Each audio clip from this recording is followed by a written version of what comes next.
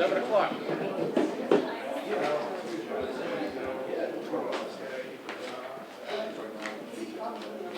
All right, hey folks, it's 7 o'clock here, so we're gonna get going. Yeah, hold on. I'll wait for you. Are we recording, Jim? No, not yet. Okay, we're gonna wait until recording.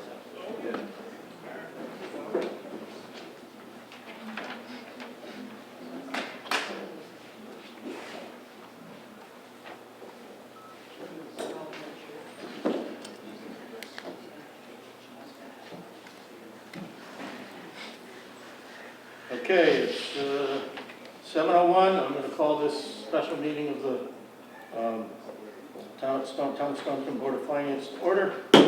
And first order of business is pledge of allegiance. I pledge allegiance to the flag of the United States of America and to the republic which stands one nation under God, indivisible, with liberty and justice for all.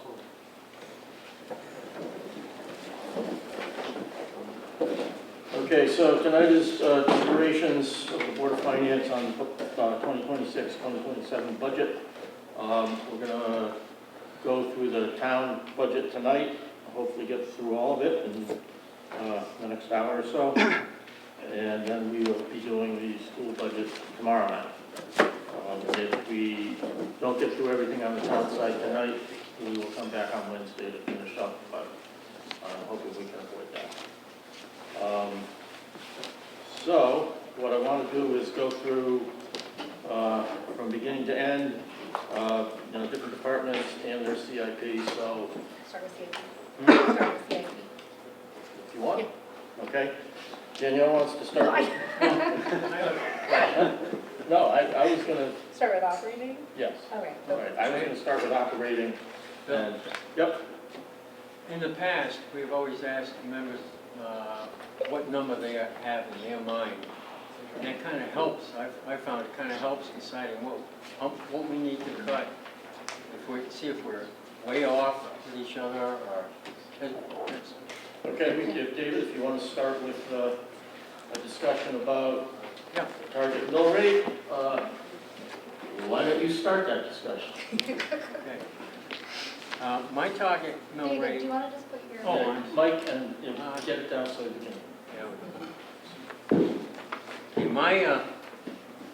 my number for an increase is 0.96, and that would be a 5.3% increase. And I did several different scenarios, 19.0, 19.1, but the 0.96 is what I hope it becomes somewhere close to. Okay, Chris, do you want to say what you're thinking? Yeah, so this isn't a hard number, but estimating I'm around an increase of 1.1 for a total mill rate of 1928. Okay. Danielle? Sort of, we don't talk. So I'm at 1.09 for a mill rate of 19.27. I think that's still, a pretty hefty percentage increase, but I really don't see how we get much lower than that. But that's where I am, and that's still with some hard cuts, so. Okay, I'm not at any particular number. I think we are going to get down into somewhere 1 plus or minus is going to be, at least on my first pass through the budget, that's a pretty heavy lift. So, but we'll see where we go. You all? Those sound like good numbers to me. I didn't have an exact number, but around 1% would be nice. Well, we talked, we're 1 mil, I'm sorry, 1 mil. Thank you. I prefer 1%. Oh, yeah, 1% would be really good, Paul. First of all, Jim, I want to thank you for all your efforts. This is an absolute thing of beauty, and I can just imagine how much work it took. It's the best budget that I've ever looked at, of the many that I have in the past. So thank you very much.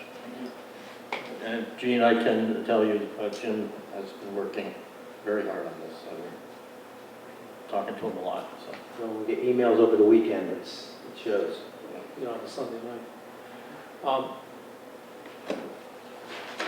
As a newbie here, I was very struck by the requests for CIP, all of which really look legitimate. Trucks for one department and vans for another department, and so on, and that'll certainly add to the cost. And I think all of these requests are very well thought out, but I really haven't had a chance to see how some of those requests, which need to be honored, will need to be offset, if possible, in the operating budget. So I'm not going into this with any sort of firm target. Mike? Yeah, I too didn't come into this night with a specific number in mind. David and Chris and Danielle, to get to your down around 1%, you guys, I assume you have to be, It's about a $4 million cut. are you using any fund balance? No. Yes. Yes. Oh, Heavily. I'm for using some of the fund balance, but no, I didn't. So there's no fund balance in your number, but Chris? I have 2 million in fund balance. Okay, I so, did yeah. too. Like mine is, just without the fund balance is like 2 million something. Fund balance, take 2 million out of the fund balance would be at the 4 million cut, which. Okay, all right. Yeah, Those- that makes all sense, these numbers yeah, are because pretty mine was close. like cut of like basically 1.7, which again is hard, I'm not psyched about them, but, and then using 2 million in fund balance. Yeah, any, Paul, Gene, you understand the fund balance use? Okay. Just, we have about 3 million in excess fund balance. Jim has run a report, which you guys have been copied on. I took a look at it, I gotta go ask him to explain this to me. There are old CIP appropriations that haven't been touched in quite a while. 8.3 million. So we may have more than 3 million in fund balance when we sweep through that. Yep. Um, That was good news. Yeah, but there's also appropriations there that go way back that are intended to be used at some point. Yeah, none of it's encumbered, according to Jim. Yeah, so and what I would suggest we do, because we have to have some time to actually comb through that, is when we come back for our final deliberations, then we'll have a better sense of what we actually have. Okay. But anyway, for now, I think we should start with the selectmen's budget and just go line by line, and if somebody has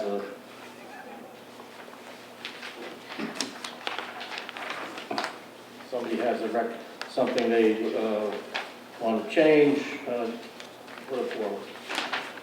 So on line 1, or I'm sorry, I'm on the wrong, I gotta get to the details stuff. I think I'll be the bad guy here. Office of the first Well, selectman. wait, wait, wait. The way I got to some of my cuts was honestly looking at new positions and thinking what could wait or be put off. And again, this is something that I have wanted when I was there, so I want to give Bill a chance to respond. But I think cutting that shared, and I think also our Director of Admin Services is here, so you should also weigh in.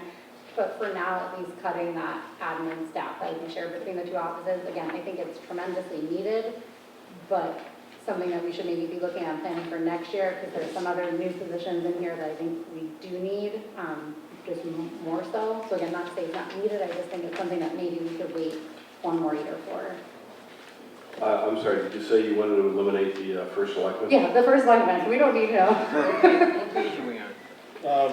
Page 7, on the new set of sheets. And Jim, I wasn't sure what the full amount would be if we cut that for salary and fully loaded, but I had estimated it around 50. What line is that, Daniel? I should have written the line number down. I think it might actually be, That's in admin services, right? yeah, Yeah, under it's an admin ad- services. Oh, sorry, it's not even in your budget. But we can still talk about it now. So, I mean, given the state of the budget, I wouldn't disagree.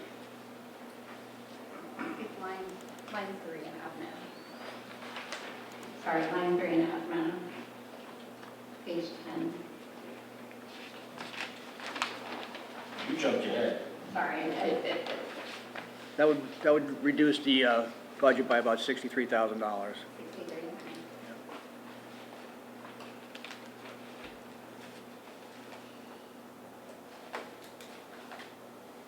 That's including pension or 401K and payroll taxes. So you have to remove 55,000 from that line and then the other from admin services.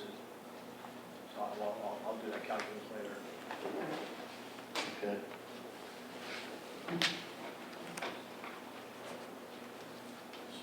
So, we all on board with that?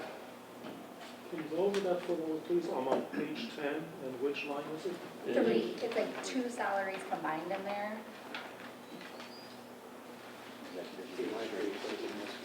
Executive and admin assistants. Right, right, yeah. Two salaries here. Yeah, Yeah. yeah. So, So that's line 3.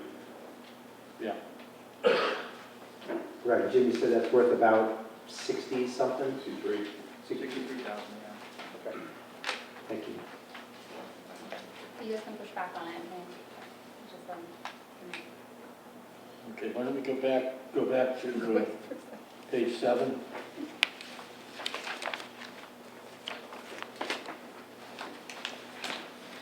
So anything in the first block, and that's all.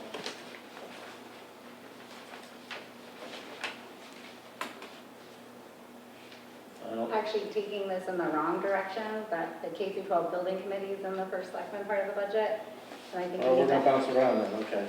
so that's in the first selectman part of the budget. Yeah, what page? Page 8.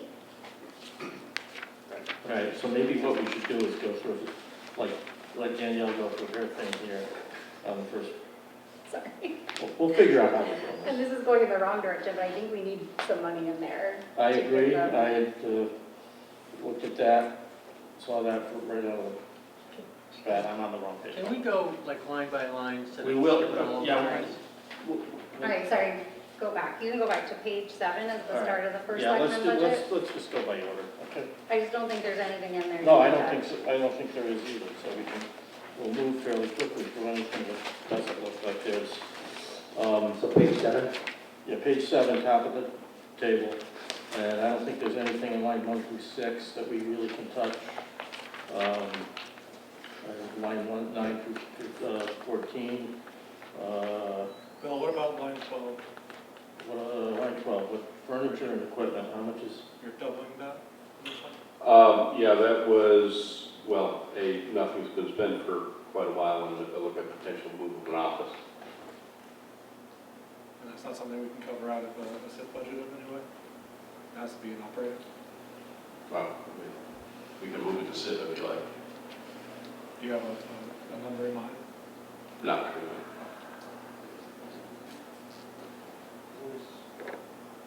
I mean, I don't think that if it's, $1,500, right? Is that what it it's is? 3,000. 3,000. Went from 1,500 to 3,000, but Right. previously we'd knocked the town attorney back 25, and I knocked myself back a little bit. Thank you. Can we do some mics so we can hear you?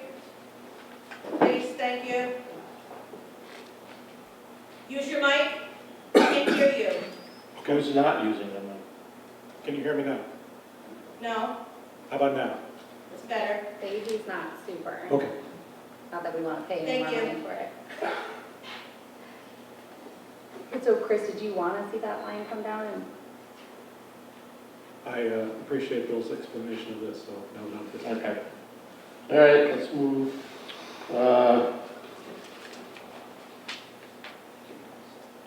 And, So townwide technical professional services, which is line 16, anything there?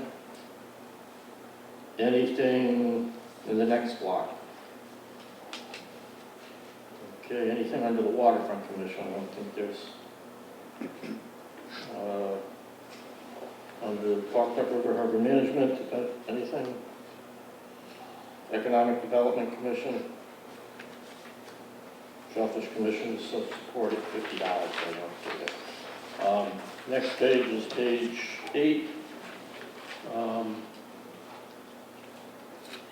Stonington Facilities Committee is in limbo.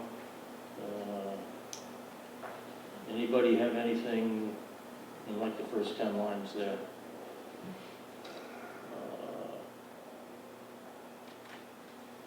Cultural Historic Commission, Cemetery Commission.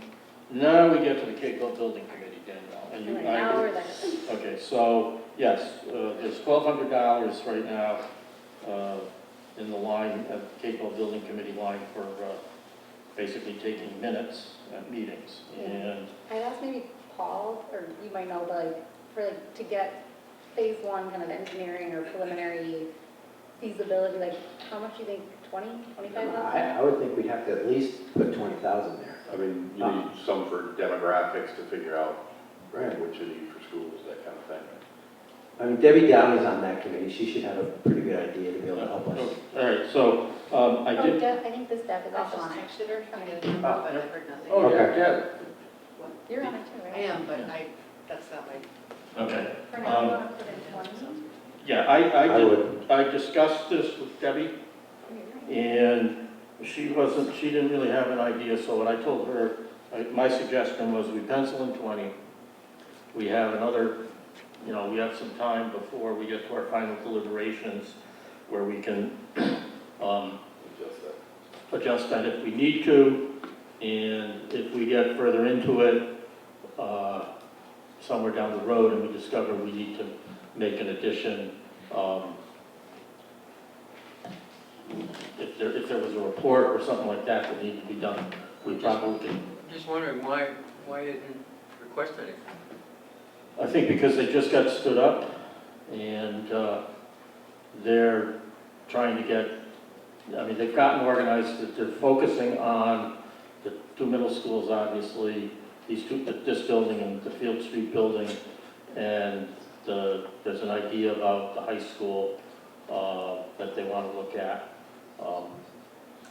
But what I told her was we pencil in 20, and if we needed to make an addition later, we would figure out how to do I that. prefer to put $1 in there.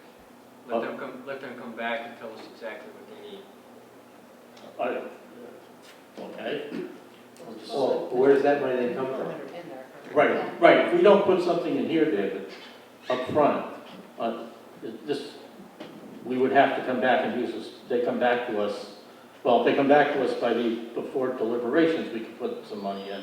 But once this budget is set, they would have to come back to us later for a special appropriation, and then we need to avoid that. I guess I don't understand why it's not in the budget I now. think they just were, all this stuff is due so early, even though we're talking about it now, so I think they just didn't have time. But to your point, it would have been good to have How something. long have they been?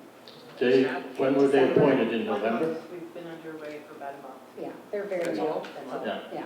And Deb responded back 20,000. 20,000. Probably like 50, but 20,000 is. Yeah, I mean, they're gonna need money to Do anything. get information. Whether it be Yeah, I engineering, understand. yeah, that's It would have why. been nice if they had, Yeah, gone through it and said, okay, this is what we need the money for. yeah, I would prefer good question. But only being together for a month, Slack. I guess they haven't gotten that far. It didn't work at the time. Anyway, I'm in the minority there, so I accept that. Anybody? We had spoken last time about the need to right-size this project. Because at this point, it's very hard to determine even roughly what the number of school kids is going to be for the next 5, 10, 20 years. And so personally, I'd be willing to have the town spend some money to get the best possible advice. And I had some discussions with Debbie about how we could, you know, jumpstart that process too, so. Yeah, at least for now, I would pencil, I'm prepared to pencil in 20, so if the rest of the committee is, or the majority of the rest of the committee is in agreement on that, let's do that. Do we need an official vote to add it in? I support. 20? Yeah, Chris, it's your committee, right? It's not mine. What I mean is, yeah, you're right. If Debbie says 20,000, then we'll put in 20,000. Well, we can either just by agreement, just add 20, and then when we get to the end of this process, we vote on the, you know, whatever the number is, the budget is that we have established. Right. Or we can go, you know, vote line by line, but we're gonna be here a long time if we do that. No, I'm just, But if somebody wanted to vote on this particular one, that's fine. And, No. but, it's not necessary. yeah, okay. I think we know where everybody is. So I'm not sure what line we're putting that on. Consulting services, right?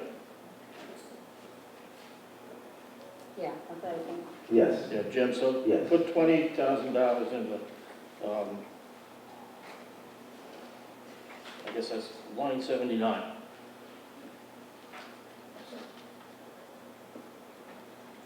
I'll say. Okay, so emergency management, anything?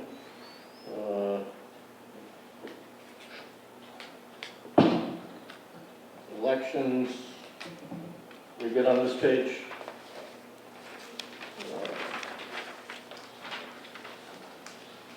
So the next block is 112 to 119, anything there?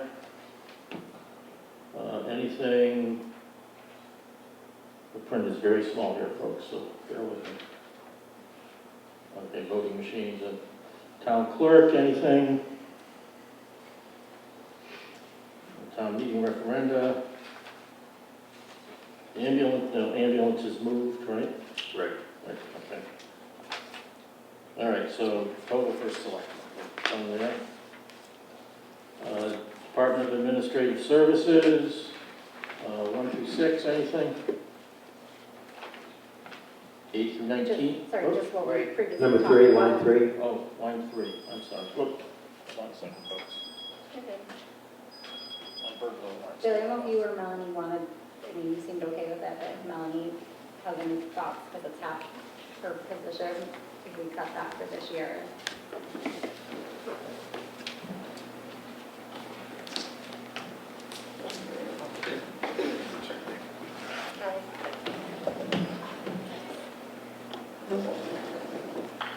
So I do think there's a need for it down the road at some point.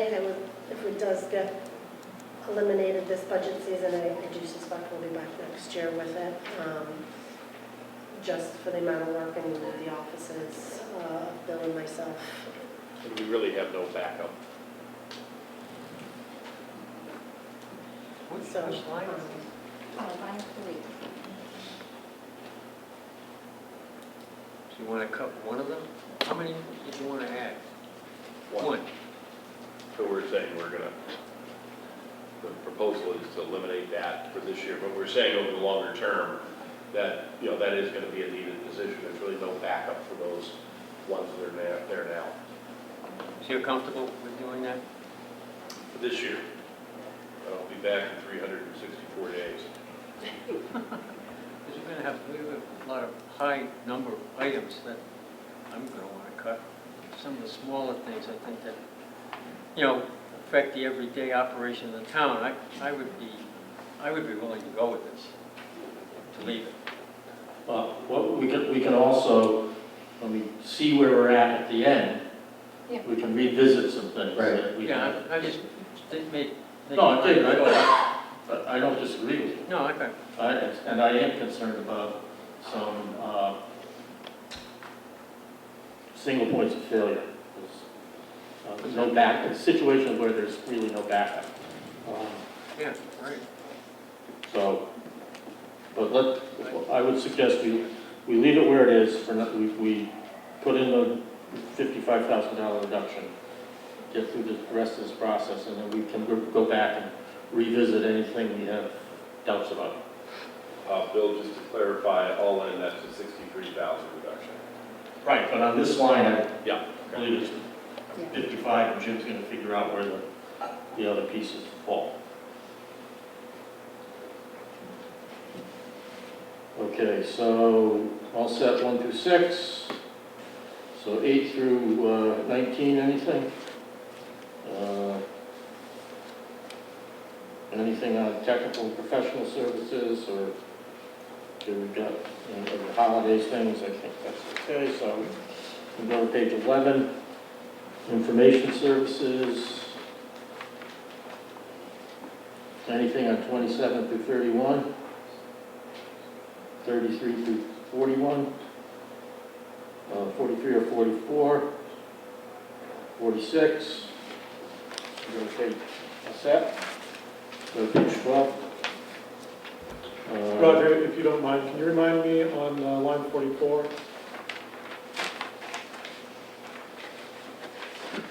The increase in technical assistance? What page are we on? 11. 44. Oh, 40, I thought he heard him say 24. 24? 40. Page 11. Technical assistance. That was a number that Chris Willison had wanted to point up, so we have additional funds for additional professional services should we require them. We're moving into a potential merging of the two departments. There's going to be some additional services we're going to need to do that, should that come along. So that's what this thinking was on that. And you're pretty sure you're going to need the entirety of that? I'm sorry, what? You're pretty sure you're going to need the entirety of that increase? I have no idea, to be quite honest.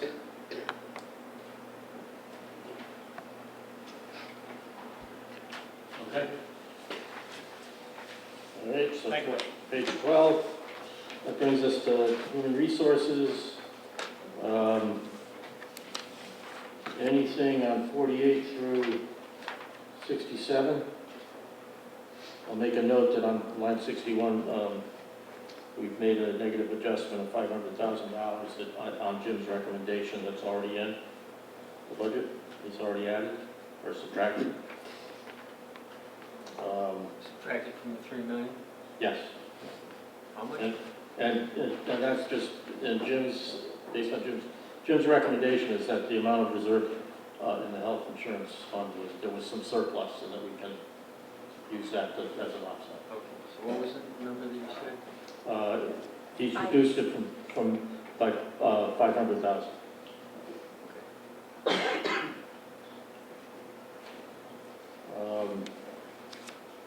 So I guess admin services, professional. I had a question about line 59, accrued leave payout. How do you calculate that? So there is a large number of employees right now that could potentially retire. Not saying they will, but they could. And there's about 18 or so that we have in that.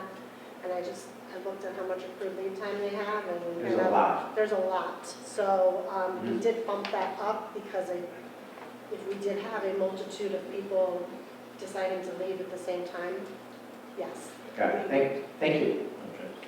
Yeah, we'd be obligated to pay that. No, that's what I need to hear. Thank you. Excuse me. 73, 72 or 73, 76 or 77. Well, that seems to have, that's a non-active line.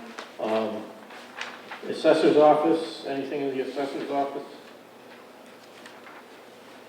So we go to page 14, finance office.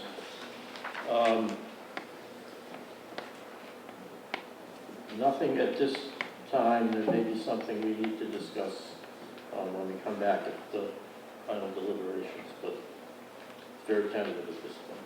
I just added bucket furniture, line 15. No, sorry, 14. Okay.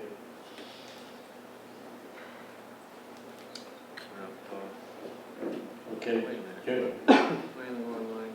Equipment and software support? Yeah. No, 15?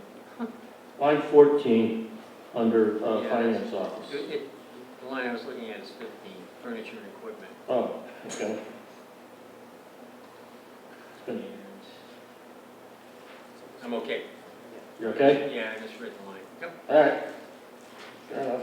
It's hard to read, even the bigger print. We're also on page 14. We go to 15, tax collector. Anything on page 15? Board of Finance.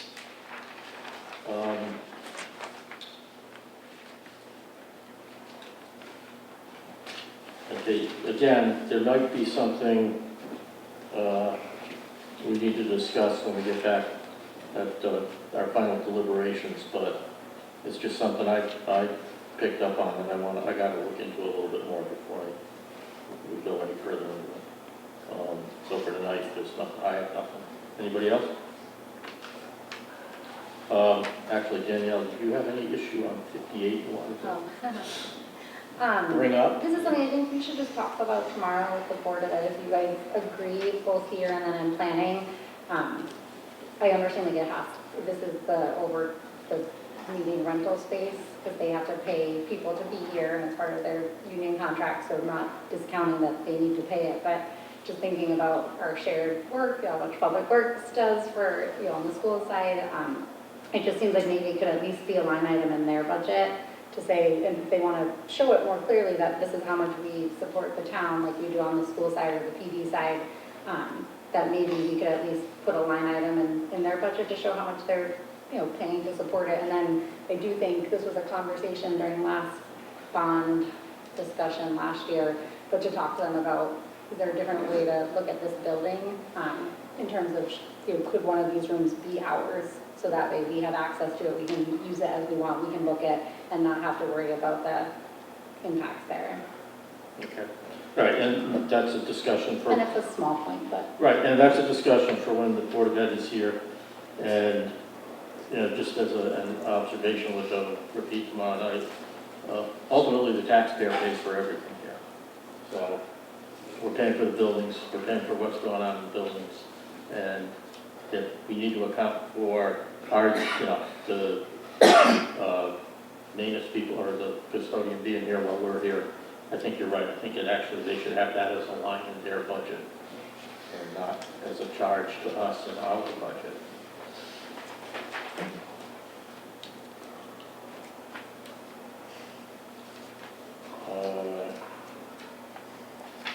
Risk management, anything? So we all set on 16? Okay, debt service is what it is.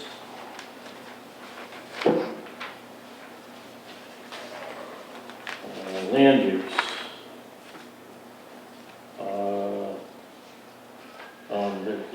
Anything on land use?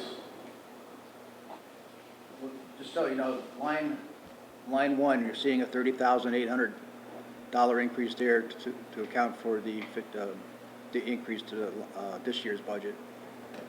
Yeah, we moved on that Right. years ago. Yeah, this isn't budget related, but I do want to note that I don't think the building fees were set by a town meeting about 10 years ago, and I don't know if they ever changed since, so that's just Yeah, something. I know that the zoning fees were last changed in, I believe, 2007 or 8. So we've already looked at, that has to be at the town meeting at adjusting those. Bill, any luck? The Director of Land Use and... I think we just posted it, We just posted it. so no, not yet. Thank you. Okay, anybody have anything on 18? Boards and commissions on 19, anything here? Yes. Okay, David? Climate change. Okay. I would like to take that out. Where is it? What line? Line 44, 45? No. That's, well, $2,000. $2,000. Chris, what do you, are you guys, I mean, I know there's some CIP money. There appeared to be some CIP money that never got used. So the intent of the CIP was to fund grant matching funds for climate change projects. And I know that currently there's $50,000 that is unused in that account under SIP. Okay. And certainly we can talk to Molly about a project that we could use those funds for and expend them. Okay. All So right. the funds are sitting there now? Yeah, somewhere? CIP. It was in the right-hand column, David. Remember the right-hand column in CIP? Yeah. Yeah. Well, there's a, but that's part of what we're gonna, when we get the CIP, we'll. Okay. Just for your information, David, we're not making a request this year for CIP.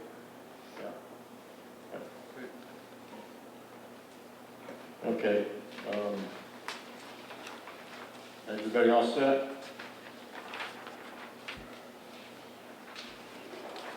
So page 20. So we're planning, or is this I get confused, is this the one that moved, or? All gone. This is the one that moved, okay. Same thing with building. Well, where is building now? Well, 21 is a page that moved, that gets us to the highway department. I think we relocated planning and zoning and building To the previous page. Yeah. What do that? Okay, sorry. I do have one, sorry. Where? Can we Okay. go back to page 18? Sure. Assistant building officials. Jim, do you know the price tag for, I think it was moving a half-time to a full-time? Assistant building official, okay. I had that figured out. I figured it was like 54,405. Is that something? In salary. I have it at 86,293. But we already have like a half, right? So is it just asking for another half?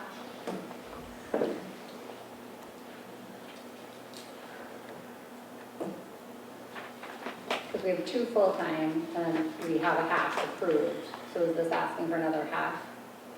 I believe it's making that half a full. Well, no, this year is actually, he's, the second, well, all right, let me start again here.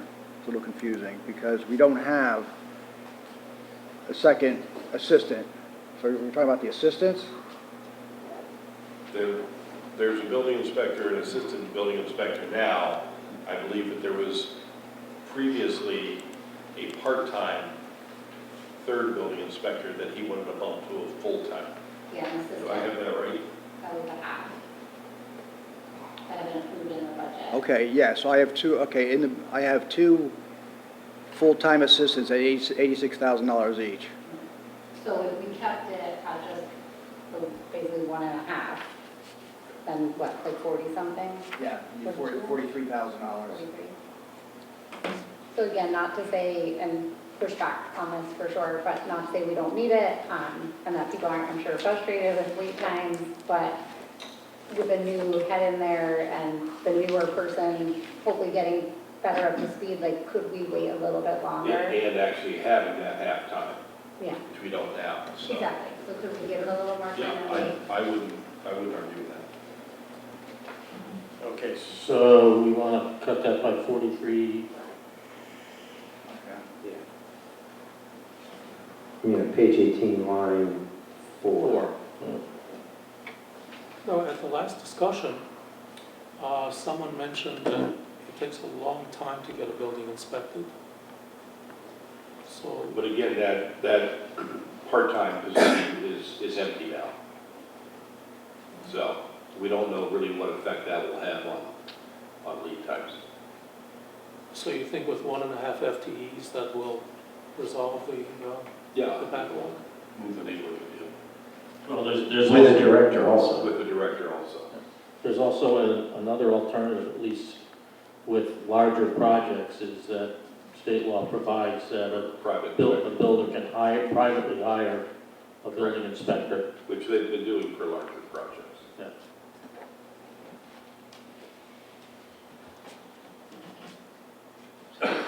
And again, we can, if we figure something out between now and final deliberations, we can make some adjustments. Right. Are you guys fine with that? 43. I am, yeah. Yeah. Yeah, especially since we're looking to hire a director. Once you have a director, then that director can probably help guide us. Yeah, I think there's a lot of efficiencies to be gained there, and I think a director will sort of drive that. Right. Thank you, Danielle. Okay, we can bump ahead to, what page were we on before we bounce back? 22, highway.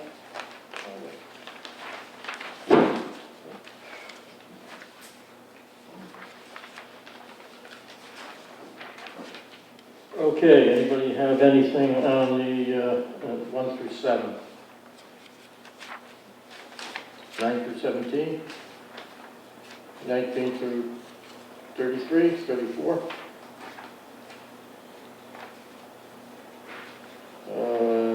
36 through 39? 41 or 42? 44 or 45, okay. Guess we can go to 23 if nobody has anything. Public Works, 46 through 49. Anything on this page? Okay. What's the thought, if the current impasse with the war in Iran continues for a while, we're going to see huge spikes in anything that is oil related. So, Like asphalt.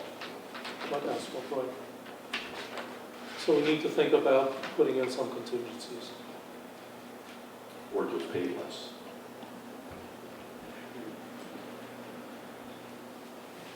Okay, solid waste, anybody have anything on solid waste?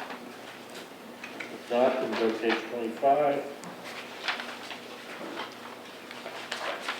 I have a question on 25.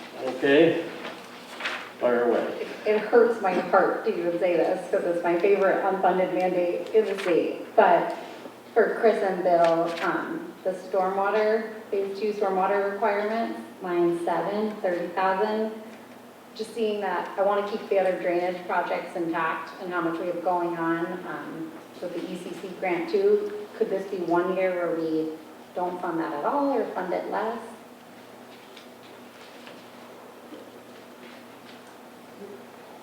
Yeah, no, what Line 7, phase 2 stormwater requirements for 30,000. budget?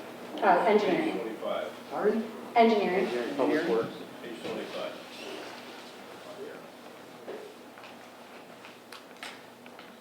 Page 25, line 7.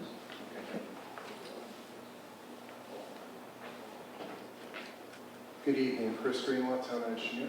We did reduce that line item this year by, I believe, $4,000. And the reason for that is originally this line item was north of 50,000, 60,000. A few years back, what we did was the impetus for the part-time engineer was to hire someone in-house. And the strengths and their skill set and their time we dedicated to the MS4. And what we did is we kind of titrated this account, we reduced it to put it into salary for that part-time individual. So what we've been trying to do is, as we try to hire out, just not have those folks in the house obviously work on MS4, but to retain that for consultants that still act as the umbrella firm for our MS4. And that covers the administration. This MS4 permit's not going to go away. The requirements are just going to be greater. So the money that you see there has a twofold process. It's for Fuss & O'Neill, which is our umbrella firm, and we have a host of 3 support consultants that are doing testing and in the field for our outfalls and various items, and that's tracked and it's put into our annual report. So this year, having a full-time engineer for a period of time, I propose to reduce that. But is it the desire of the commission to further reduce that as well? I guess what would be the impact if we could totally find the part-time intern and then maybe be fully staffed for once? Could you reduce that stormwater requirement line, or if you feel like it would be a negative impact, then?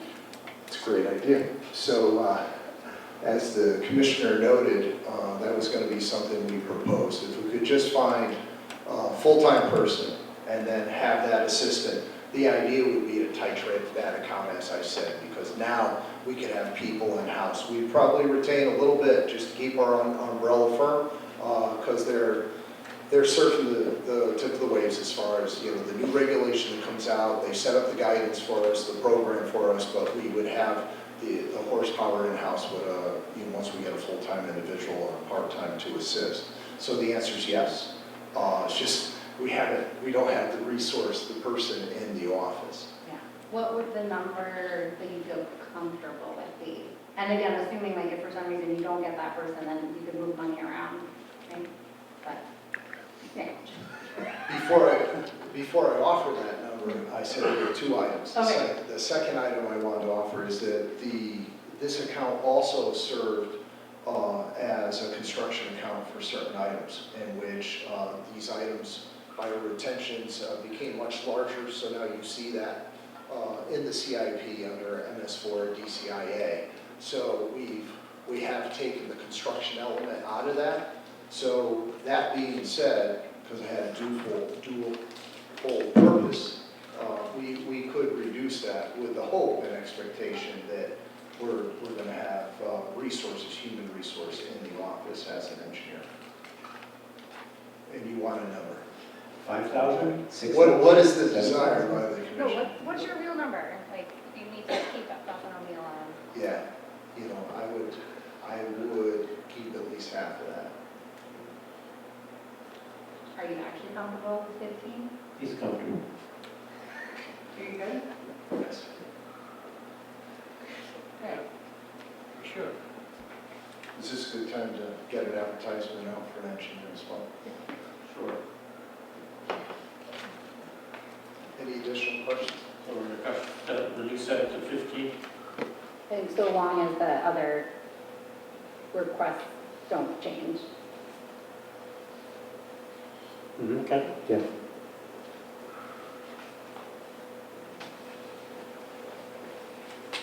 Thank you. Okay, we all set on 25? Let's go to 26. The type just got smaller. Let's go facilities operation. Anything in the first block 1 through 6, 9 through 15? Anything on this page at all? Okay. This is the building department that moved, right? Yep. That brings us to WPCA. Anybody have anything in the first block, 2 or 3, 5 to 11? Anybody want to talk about the operations number? Well, Yeah, I'd like to, No, please. I'd like to pull that 200,000. okay, so I just, think the taxpayers got to understand what the cost of running that is. And I think the town's got to stop subsidizing more. yeah, so the history here is that in this past budget cycle is the first year, I believe, that the WPCA hasn't received an operating subsidy from the town, and I agree with Paul that we should just strike that 200K. Since Dan's here, can we just hear from him what the impact would be? Yeah, so because we bill based on consumption, our average consumption this year is significantly lower than it has been, so we're probably going to see a $243,000 shortfall this year's projected revenues, and, this is probably the only municipality I can think of that has 3 plants across such a small user base. I've been fortunate enough to work in different facilities across the country, and this is really unheard of. And like I said last time, it's not sustainable for 4,500 users to pay for 3 plants. So I guess like if the board were to cut you by the full 200,000, I mean, what, you are in a deficit, like what would happen? We would have to use some of our transfer money out of the sewer development account. Which is usually used for like maintenance and repairs Yeah. and needed projects and. So after our projected revenues were 3.7 million. After we pay our contract operator, Veolia, we're at 3.2 million, and then minus the salary of the director and the assistant director, that leaves us with $329,000 to operate and maintain the plants. That's a very low number. It's $100,000 per each plant. 17 pump stations. You mentioned before, you don't want to raise the price per household? Well, okay, that's up to the authority, but we've had 3 10% increases over the last 3 years. I don't think they're going to be open to another 10% increase. That would put us at over $9.40 per 100 cubic foot. If I could jump in for a second, just conversations with Pam, and not to get into geeky economist speak, but it turns out that water has a surprisingly high elasticity of demand. That, in other words, these price increases have resulted in a kind of dramatically lower usage, right? Yeah. And so you kind of have this reinforcing cycle that the more you raise the prices, the less water is used, so the more you have to raise prices to keep subsidizing it. So it's a little bit of a race to the bottom, which I found very surprising. I would think that you could pretty much charge whatever you wanted for water and it wouldn't really affect demand, but that certainly seems to not be the case, which is, I think, a pretty interesting observation. Well, then should we drop, should we lower, to get more demand? Well, Bill, you're talking about water use. But that's how we Right, build. no, I understand that, but it's because Aquarium's prices are going up, you're saying. Well, the sewer prices going up are affecting the... It's twofold. So when aquarium prices go up, people use less, and then our prices go up, they use even less. So for every 10% rate increase, there's a 3% decrease in water consumption because we bill based on aquarium usage. Right. Yep. I guess, I don't disagree with the sentiment, but I think like seeing that, I feel like Dan's worked really hard, as you can see, it was like 250, 150, 50, then nothing.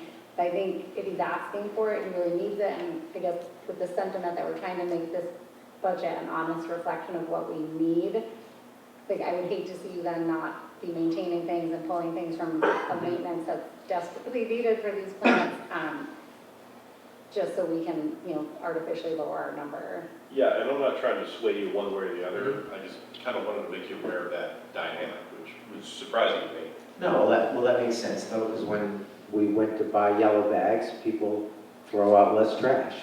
So I would expect that, and from an environmental thing, that's a good thing, that we're using less water. But at the same time, too, it's obvious that 3 plants aren't efficient. It's obvious that there has to be a long-term plan, which you say you're working on, to address that and present this, I don't know, what is it, 9-figure bonding proposal that we're probably going to see at some point in time. But I would say that's a few years away. I mean, we started a sanitary sewer evaluation study in Mystic in 2019. We're just at construction now. It took 6 years just to be able to line 2 miles of sanitary sewer. Nothing is fast with DEP, so we're talking years down the road before. So the WPCA commission would risk maintenance so that they don't raise people's rates. No, I don't think they would risk maintenance, but... Well, that's what you just said we were doing. If we don't have Well, enough we would have reserves to run. We would have to prioritize, but Right. it's a town facility, so if I understand. there's an issue, you know, it goes to the town, if there's a notice of violation. Right. But, yeah, we would use our reserve funds. Okay. All right, thank you. This isn't a problem that's gonna go away. So even if we give you the 200,000 this year, what would you expect you'd need next year? Can you look that far out? I would try and hold it the same, but I don't know. You It know, all depends on the demand. Well, and the equipment, you know, the Borough plant is almost all original. That was opened in 1974. We have all the original pumps. We have some redundancy now, thanks to the bond, but before that, you know, we had no spare pumps for any pump station before I started. So we've made progress, thanks to the bond, but So to build on maybe Paul, this was like, could you raise rates this year? So maybe, again, seeing as, you know, not a fix-all, but like it could help offset a bit of it. well, I'm going to propose a 3%, a 5%, and a 10%, but all I'm saying is I don't think the authority is going to go for another 10% increase. That would be a huge ask for our ratepayers. Because when was that? Okay, you told us, that when was the last one? Last year, we've had Was how 10% increases the last Last 2 years. In the commercial and household, same rate? Same rate, yeah. What would you say, what's the average for a household Well, we're at the average, usage? usage, I have it. So the average usage, our rolling 5-year average is 100 cubic feet, so 100 cubic foot is 748 gallons. In our fee, I have a safety factor, I figure about 96. This year, we're at about 86, 100 cubic feet of usage, so significantly lower. But our average customer pays about $800 a year.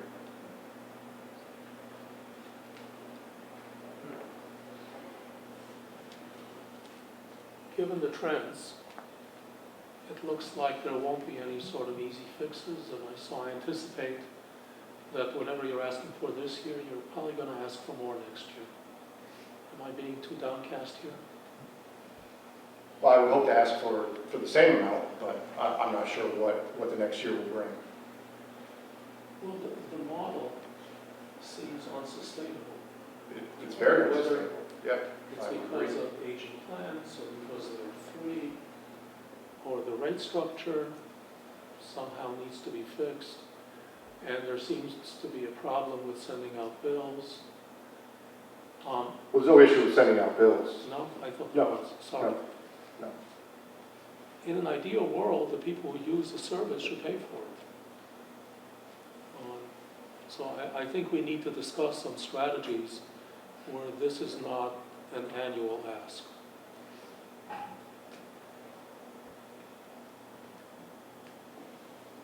Dan, do you think there's any, like, area where if this board were to give all of the ask or some of the ask, that you could go back to the WPCA to say, like, I think everybody wants to see at least some rate increase, maybe it's not 10% again, but like you said, that plan that you have, to at least show we're working towards something with understanding that the real fix is probably a decade off. Probably. What do you guys think? 'Cause, I mean, it was great, you got us down last year to, Well, it's a looks like it has been, I guess, for a long time, been telling us that this is a huge problem looking forward. And like, you know, $200,000 here this year, and next year, I mean, it's not solving the problem, the overall problem. So, I'm not sure how you're gonna do this, because it's not gonna get any better, I would think. Your costs, your machinery has to be replaced, and that stuff costs money, and you only have so much. It's just one pump is upwards of, $47,000. You're hesitant to raise the rates anymore, but... Not anymore. I don't speak for the authority. Well, I think they're going to be... You implemented that, you probably wouldn't go over well. Not another 10%. No, we had the last 3 years. what about That's- 5%? Well, I'm going to propose a 3% and a 5%, but I don't think that's How much money would that bring in, like 5%? More than what you... 5% would bring us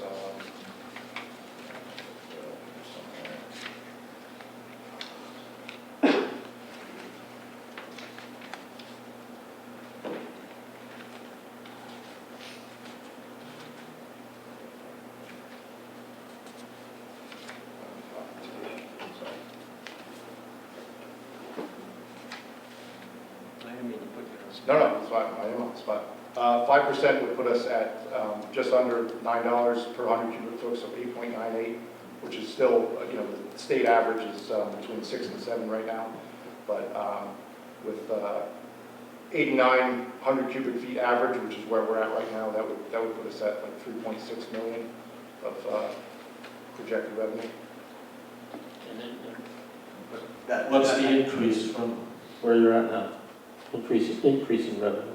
That would be a decrease of $100,000. If, Because remember when I started, our projected revenue was based on 9,600 cubic feet per customer per year. We're currently at 89. So that would okay, be and less. if you implemented a rate increase of 5%, That was with 5% rate increase. would reduce your revenue? Yes, because customers are using less water.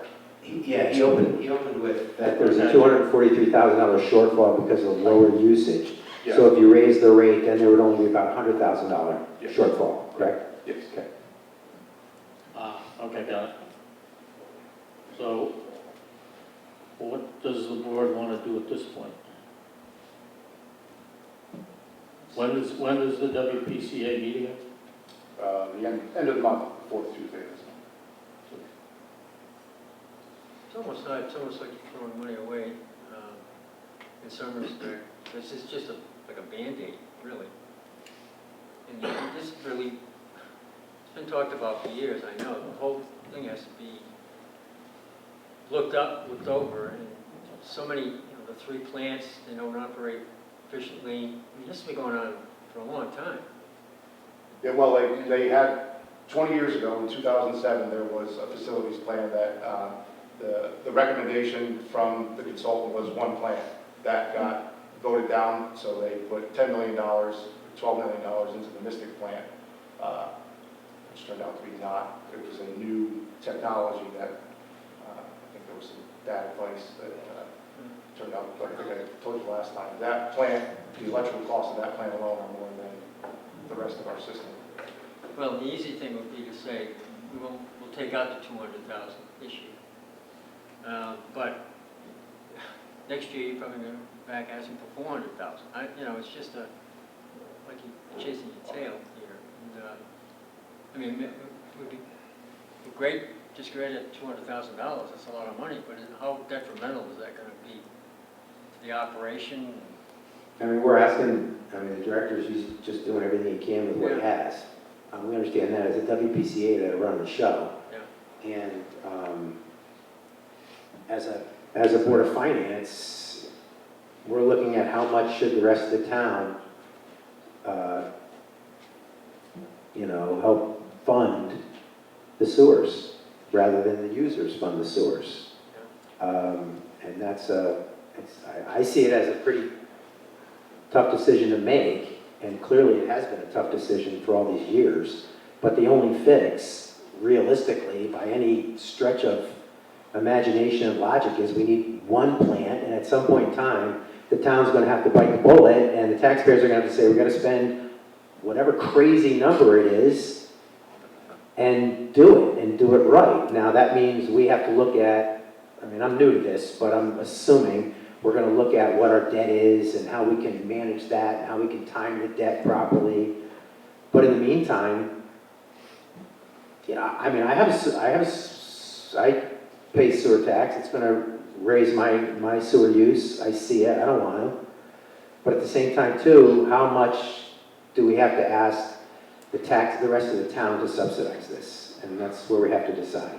One argument it did make, people get their cesspools pumped out, and that goes over to It goes to the pump duct plant. goes to the bucket plant. Well, What if Chris, Gene, and Yeah, Mike, let's just go around the table Yeah, and go ahead. see what people think we should do here.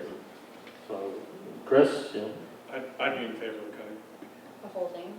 Yes, and Dan, I think that if you have a situation that requires additional funding, that you come to the Board of Finance. Danielle? I'm surprised by Chris. No, that's good. I guess I'd rather see at least 100,000 go in, with the idea that Dan's going back to his board to ask for a rate increase.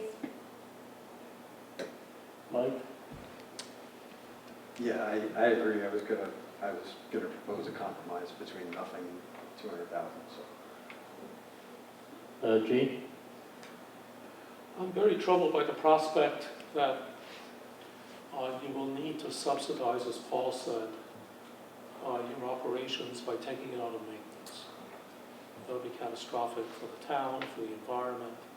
Well, we wouldn't. We would use money out of the sewer development fund. We wouldn't put off what we needed to put off. So I'd want you to do the maintenance that you need to do. And also to commit for all of us to look at sustainable solutions. Because from everything that we've heard tonight,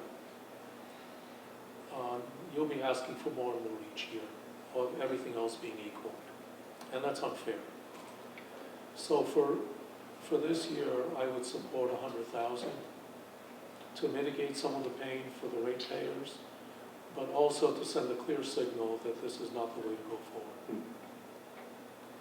What is in that fund, you said, that, like a backup fund, you just mentioned? Sewer development account? Yeah. There's 2 million in there, just over, there's 2.2 And you million. use that for operations or? For maintenance and For equipment? maintenance? Yeah, but that money is, if we were required to extend sewers, or it's for sewer development. How long has that been in there? Well, we've had some pretty good contributions the last 2 years with all the developments. It's gotten pretty low in the past, so. Contributions from us, the fire? No, from parties that wish to connect to the sewer. They Oh. pay a connection fee. Okay. Yeah, Paul, what's your thoughts on?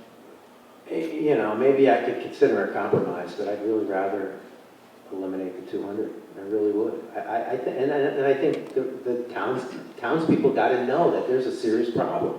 And the only way they're going to know there's a serious problem is when I got to start paying for it. And the lights got to go on.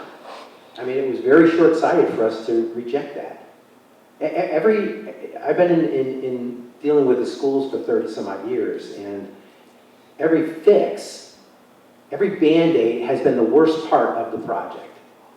Every Band-Aid, and we just proved it with the Mystic plant.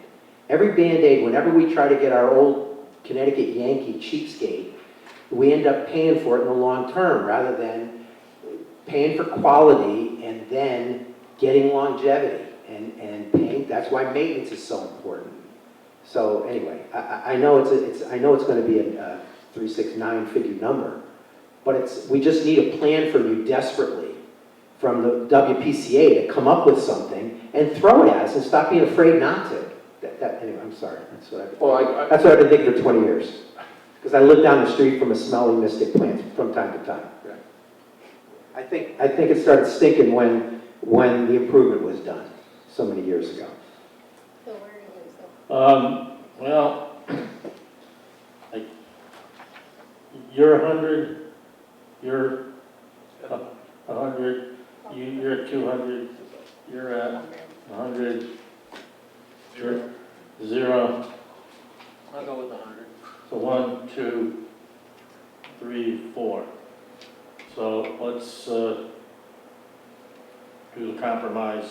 I could support either one. I prefer 200, but since there's 4 people who would support a $100,000 cut, let's do that. That's Still, gonna, make your case. what? Make your case what you want. Well, I think the real issue goes to a very bad decision made 50-some plus years ago. And a friend of mine refers to it as Stonington's original sin. I am 100 feet from the sewer, solid granite between me and the sewer. I've been in town for 30-some years helping to subsidize a system I can't get to. So I look at having to, when we weaned the WPCA off the subsidy, I was pleased.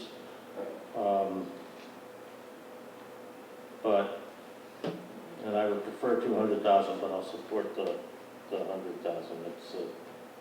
it's a significant step in the right back in the right direction. See, I'm not sure it's a step in the right direction. Like Gene said, there has to be, we keep talking about this, yeah, there's gotta be a plan, but never, they don't come up Well, with Dan, anything. Dan said that there is a plan now, they put it out to bid? No, well, Put it out to- we've got the RFQs, we have, Yeah. we have 5 So part firms of, respond, we have to do just to interviews. show, how long it takes, like, when we first did the sewer bond 6 years ago, in the heat of COVID, part of that money was for a facilities plan, and this is how long it just takes, which is insane, but it is, so, but they are putting it out, and so that will be part of the plan. And I think we do kind of know a number, I mean, I think it's like $100 million for a new plan, Western was looking at it, so I mean, we don't have the bond capacity anytime in the near future, so, you know, I think the, and again, but your point, like, I think all of us have to do our job of getting people educated and get ready for that. If we want to have a more sustainable model, the upfront cost is huge. That's one of the big things I want to push on whatever consultants pick, that public outreach and education. I don't think in the facilities plan in 2007, they did a good job at doing that. Realistically, we're kind of stuck with this. Because, you know, what is going to come, they're going to go for $100 million. Who knows what it would be when it finally becomes a plan. We're just going to be stuck with the same situation every year, it seems like. Okay, but we've got 4 people at 100,000. So, Yeah, we so can, I can talk about I think this all that's day. where we're at, and we can, so Jim, you wanna make Just say 100,000? thank you, Dan, you worked with impossible circumstances, and thank you for trying so hard. Difficult to do the best we can. Yeah, I agree, Dan. Thank you very much. Appreciate it, thanks. Thank you, Jim. Okay. So I think we can move on from page 28 then. Police services. Chief, it's your turn to sit in front of us. We just gave all your money to WPCA. That's okay. Okay, so in the first block, where we're adding officers, 1 through 27, does anybody have anything?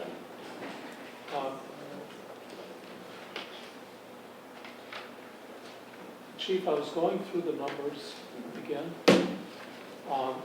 and it looks like with the 2 new individuals in the academy, you're up to 44.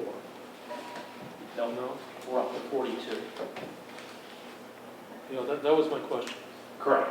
So by adding 2 more, it'll add to the bottom line. Correct, it would get us to 44 Thank you. as sworn. And I'm sworn, deputy chief sworn, captain, patrol levels is where we're at, entry-level patrol officers. And just something that doesn't really pertain to tonight. You made some excellent points that a number of the leaders in your organization are close to the point where they could retire. Correct. That situation would not be ameliorated by bringing in people out of the academy.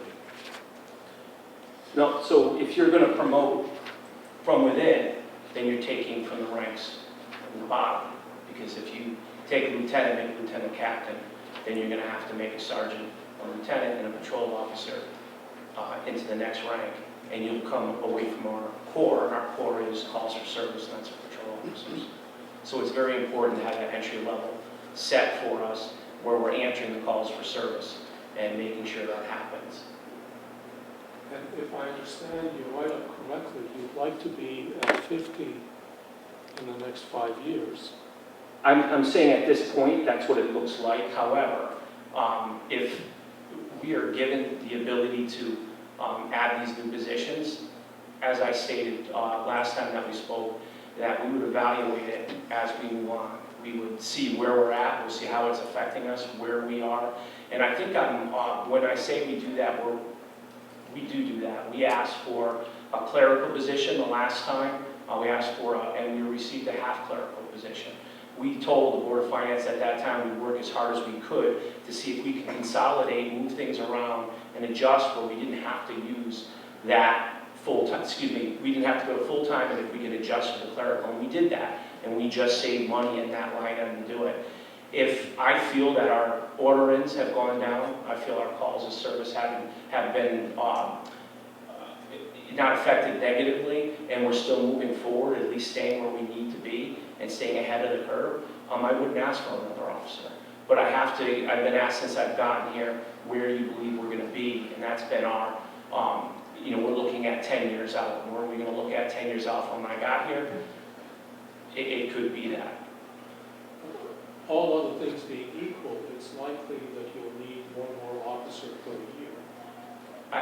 The way it looks now, yes, but again, we all work very hard to see where I'm looking to manage what we have and to manage it effectively where we're not putting an overburden on our current officers. And if we reach that point and we're managing where we are, then I wouldn't ask. But right now, looking at it, it does look like that's where we'll need, and that's why I put it in there, because I want to be honest, as we're projecting out, that's what we're looking at. And again, as I mentioned before, in 4 years, it's a little over 4 years, but we've hired, I believe it's 10. That's a lot to go through, and if we didn't stay ahead of it like we have, we'd be in a very bad situation right now. And we're not. We're in a manageable situation right now. And that's because we looked ahead and we managed. And if we don't do that now, that's where I become concerned that I don't have the ability. I'm in a rush trying to get people and hire people. Because we know in the next 4 years who's eligible to leave. And, there's a good chance most of them are going to leave. That's what happened, when we got here. There's a lot of retirements and people moving on, and we have to be prepared for it. Okay. I'm all for minimizing call-ins and mandatory overtime. Having lived that life, it's not good. I appreciate that. So perhaps you could keep, some sort of a log as you build up the department of what the offset is in terms of saving the overtime and the obvious beneficial consequences it's going to have for morale. Mm-hmm. No, absolutely. And that's the order in numbers. We've been monitoring that, and we haven't been able to move that much. And that's what we're really looking at doing, because that's what puts a lot of pressure on the officers when our control level is at a minimum of 3. We have an incident that occurs, which is quite often not a major incident, just an incident, where we then have to call officers in early because we have no one patrolling the town.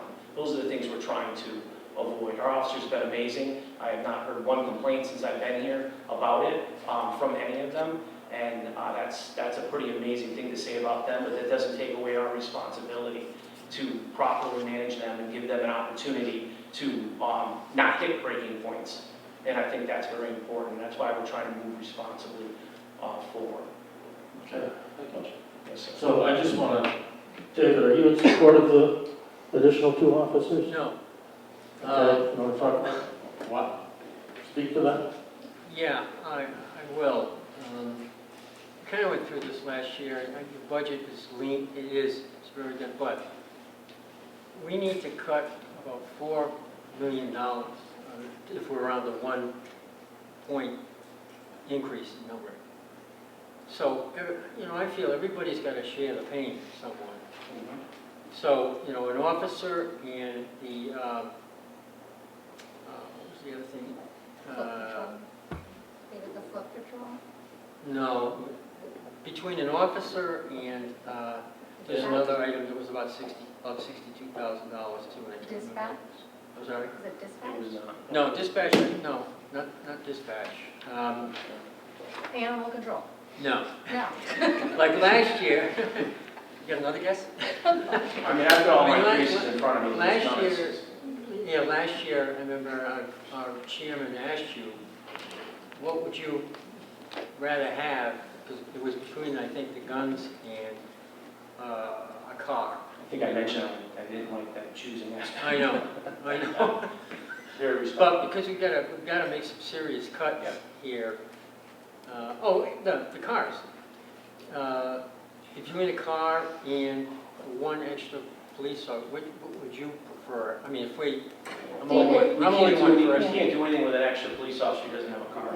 She doesn't. David, I don't, I mean that No, I mean, respectfully. no, replacing the cars. I know you're not gonna take the car away. Yes, sir. Replacing the cars, instead of 4, have 3. Which we did last year. Like you did last year. But like I say, as far as I'm concerned, we have to make some major cuts here.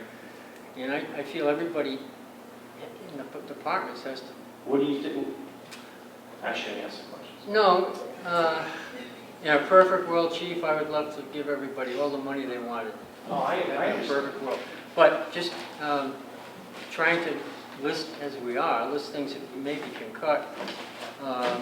Myself, I would want to cut one of those two. Either one police officer for cars, or 3 cars and 2 police officers. Because the amount of money is about the same. Gotcha. So that, I mean, that's only me. No, I appreciate that, I sir. don't know if this helps, David. I should have shared this at the beginning, but how I got to my number was looking also at the school, which we'll do tomorrow, was to look at every major department, like taking 0.5%. So I looked at PD separately, I looked at general operating, I looked at school. And so for the PD's portion, 0.5% was like 38,000, about that, 38,000. So, and we've already actually surpassed what the town side was by actually quite a bit, almost double. So, at least just if that helps think about it, like I was looking at the foot patrol person, that was like 30,000. And I don't want to do this, but I've been asking about the K-9, just because that was 8,000, that got us like the 38 of their 0.5 kind of contribution of cutting. I thought the patrol person was 62 or something like that. Talking about foot patrols, but our patrol officer. Yeah, I was talking about the foot one. Yeah, she's talking about the foot. Oh, foot, yeah. Yeah, Yeah. interesting. Just Well- to share where I got the numbers. Chris, what are your comments on the 2 police officers? Chief, I'm looking at about a 13% increase in your department's budget here.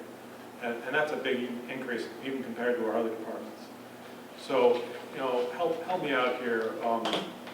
Where can you help me find some room in this budget? Because it's a big number we're looking at here. It is, the overall revised budget is 9.21. I'm looking at the budget we approved last year versus this year. That's the number I'm looking at. Gotcha. Oh, all right. Yeah, like I mentioned before, when we talk about, and trust me, when we go over this budget, we want to come in here and we want to ask for as little as possible because we want to ask for what we believe is needed. And the personnel aspect of it, we need. And that's why I'm asking for it. And I know that it takes so long to get an officer on the road, which we spoke about before. But as I mentioned before, is that the Mystic Foot Patrols with that is a lot. We'd really like to have that. If you took that from us, then we wouldn't fill that. And I understand, when it comes to that. The K-9 part of it, we'd like to increase our K-9 program. However, at this point in time, if you did that, I understand that. But when you talk about the patrol officers or the dispatcher or the animal control, that's the problem with operations when we don't have the personnel to fill the spots that we need. So, and the other thing is that, again, I understand that I live in town also. I understand that there's things that you'll have to take. There's things that you have to go through, and this isn't just my budget, it's my budget together with everybody else's for the town, and we have to be responsible about that. Last year, no, I don't think it's good to take away one of the cars. However, last year we understood it, and we did that. It would be very difficult to take another car from us right now. With the officers themselves, yes, I would like to. If you took one of the officers from me, you have to understand that we have to talk next year about that. We can't continue to grow the town like we're growing the town, and we are, and not add officers. It's just, it doesn't make sense. So that's, and I really do appreciate the fact that you all listen to everything that we go over. You're very thoughtful when it comes to the police department, and I thank you for that. You are still adding like another dispatcher? Correct. And, Animal control. foot patrol. I mean, you are adding some positions in this budget. Correct. So, I hate to come down on this like this, but looking at the overall budget, the cuts we're gonna have to make, we're gonna have to make some cuts that we don't, you know that. Yep. That we don't like. And, Correct. So that's just where I'm coming from. If you know, that's my opinion. Yeah, and to answer that, and that's why I mentioned the foot patrols and the canine, which was also mentioned before. So Chief, over a year ago, the town approved paid parking ordinance. And to date, I'm not seeing any sort of paid parking infrastructure that's done anything. You know, when it comes to looking at line items like foot patrols and traffic enforcement, these are things where we could see some offsets by paid parking. And at this point, I feel like it's up to the police commission to really, you know, move the paid parking forward in this town. Am I correct? With that and how that was set up is that there has to be a project set forward to the Board of Police Commissioners to approve. So a group needs to get together and say, this is what we want as paid parking, this is what we want that structure to look like. Then the Board of Police Commissioners have the right now to approve it, but then it goes to the Board of the Selectmen, and the Selectmen will decide what that fee schedule would be. But any fees that are brought from that per ordinance goes to public safety. And how that is used would go back to you when it comes to public safety. So right now, it's not, the police department can't propose what that overall plan is going to be. That plan needs to be proposed by our town. And that's why we sat in a lot of meetings and talked to a lot of people in different areas of what that plan looks like and what that proposal will be. We're very much for having to people that are using our streets that are here, that increase populations, to pay a small amount of money to utilize the streets to park. It makes it much easier, much more efficient for us. That's why I went out and talked to many people, and I was really behind that. However, I think it's very important that that fee structure and what that looks like, the people in the town have an opportunity as groups to decide what that looks like. And that's why that was set up in the ordinance for, because people in Mystic, people in the borough, and people in Pawcatuck, their needs when it comes to parking are very different. They all have to have a voice in what that plan looks like. And I hope it comes forth. That's why I pushed for that ordinance to go through. And the fee structure falling under the selectmen, I think, is important also, because what it does is it gives us an opportunity as a town to come up with a responsible plan moving forward. And yes, it will support public safety projects. So you're saying that the police commission cannot act as the progenitors of the plan or a portion thereof? They wouldn't sitting there as it was set up, and my understanding of the way it was set up is that the comprehensive parking plan is something that's proposed by the town, and that can be anybody as a group in the town that proposes it. And they propose that plan, and that plan then goes to the Board of Police Commissioners, and that process, then it goes up to open public comment for everybody to be able to make a determination what that plan looks like. A final plan is then given to the Board of Police Commissioners for them to approve. And if it is approved, then this fee schedule is set by the Board of Selectmen. And it's an offset for both. And I think that's what was most acceptable for the town to pass that ordinance, that it gives everybody an opportunity to participate in it. For again, the town is very different in the parking needs and the thought process when it comes to fee paid parking. Thank you, Chief. I know I'm going a little bit off topic here. So Chris, are you in support of 2 officers, or? At this point, yes. And I would be looking for cuts on some other line items. Okay. Danielle, where are you on 2 officers? I think we need that. I think we'd just be putting a Band-Aid, to quote Paul, on a problem. Okay. Mike? Yeah, in support. Gene? I support 2 officers, and a couple of the reasons are that, as you indicated, from the moment you hire someone, it's a year until they're really useful to you. So Yes, sir. a lot can happen in a year. Absolutely. And specifically, there are a lot of angry Venezuelans and Cubans and Iranians out there. Whether that'll have any impact on the United States or our area, who knows? We're at the beginning of the process. So the more people you have, within reason, of course, Yes, sir. in these troubled times, it makes sense to me. Paul, thank you. Yeah, I also support too. For all the reasons Chief gave, but also I live in Mystic, I see the events we have in Mystic, I see the support that our town requires from the state police. And I know it's all hands on deck when these things go on, when these things happen, the boat parade and a number of other things. I think the chief has done a fantastic job by moving the police commission into a position to actually restrict more events because we don't have staff, or he won't have staff. I also see development on Route 2 in Pawcatuck.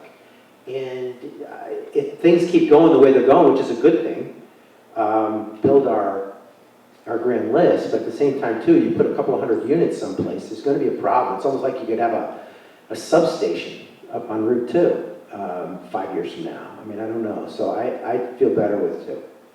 Thank you. Okay, and I am also in support of 2. So I think we can move down the list here, and I assume the next thing is there's an increase in the animal control. We're adding a position, part-time? 18. Yeah, that's a full-time animal control officer. The current full-time animal control officer we have now is a 35-hour-a-week position.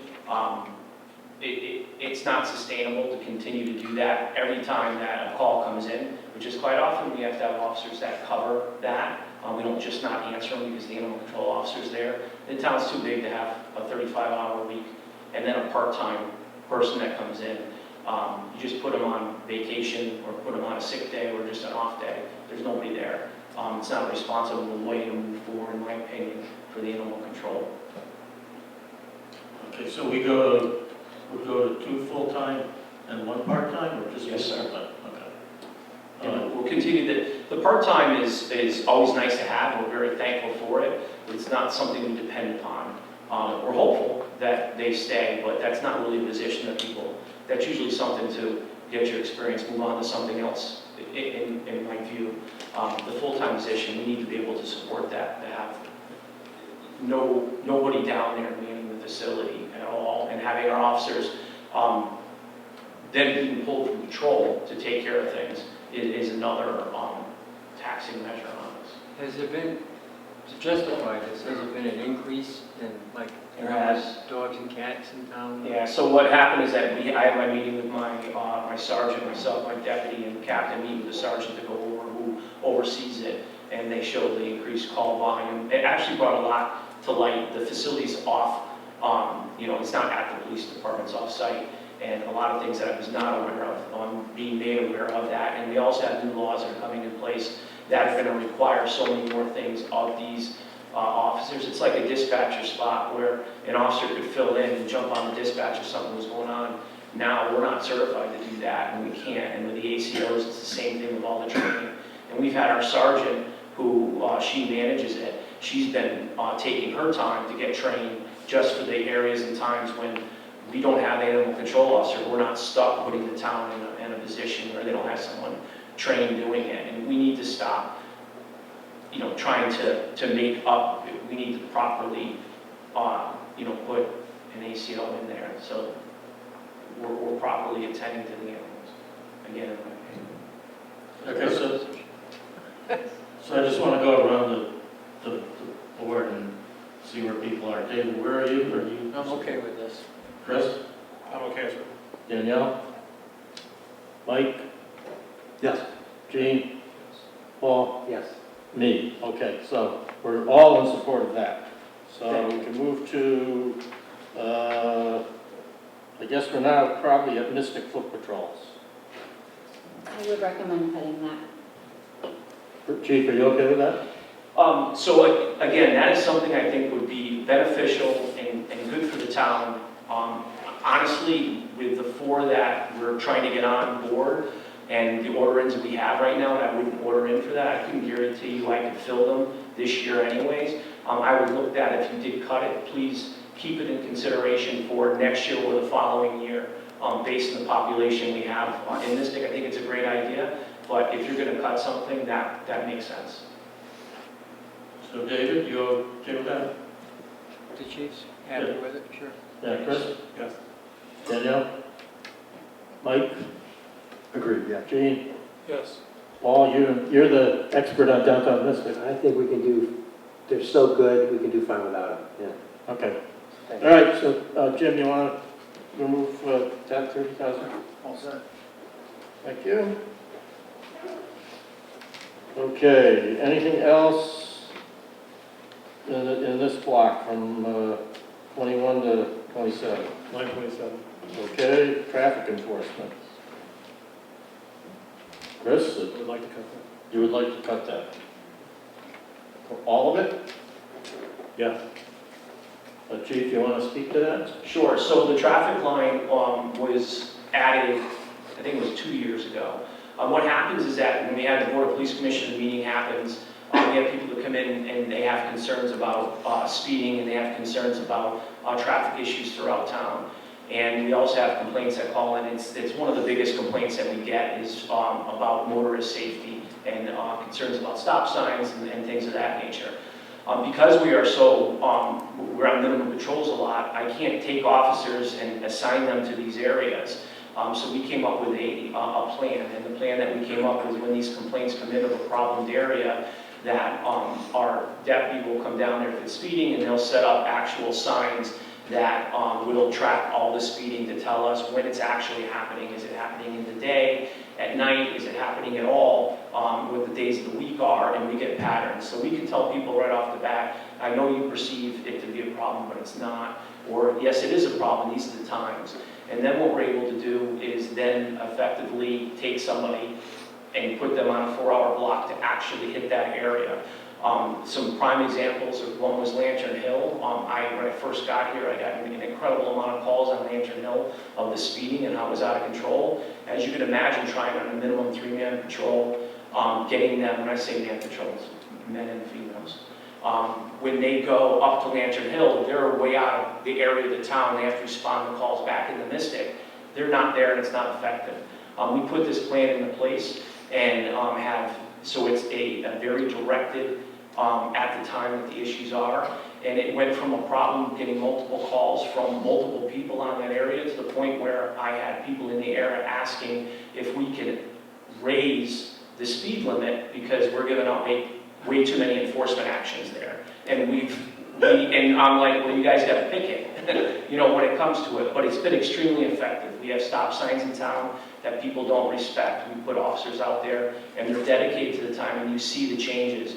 And I think that's we're here to make an effective change when people make those complaints. And this has been a very successful program on it. I haven't asked for increases in it at all. I use it, I haven't changed it from the time we've had it.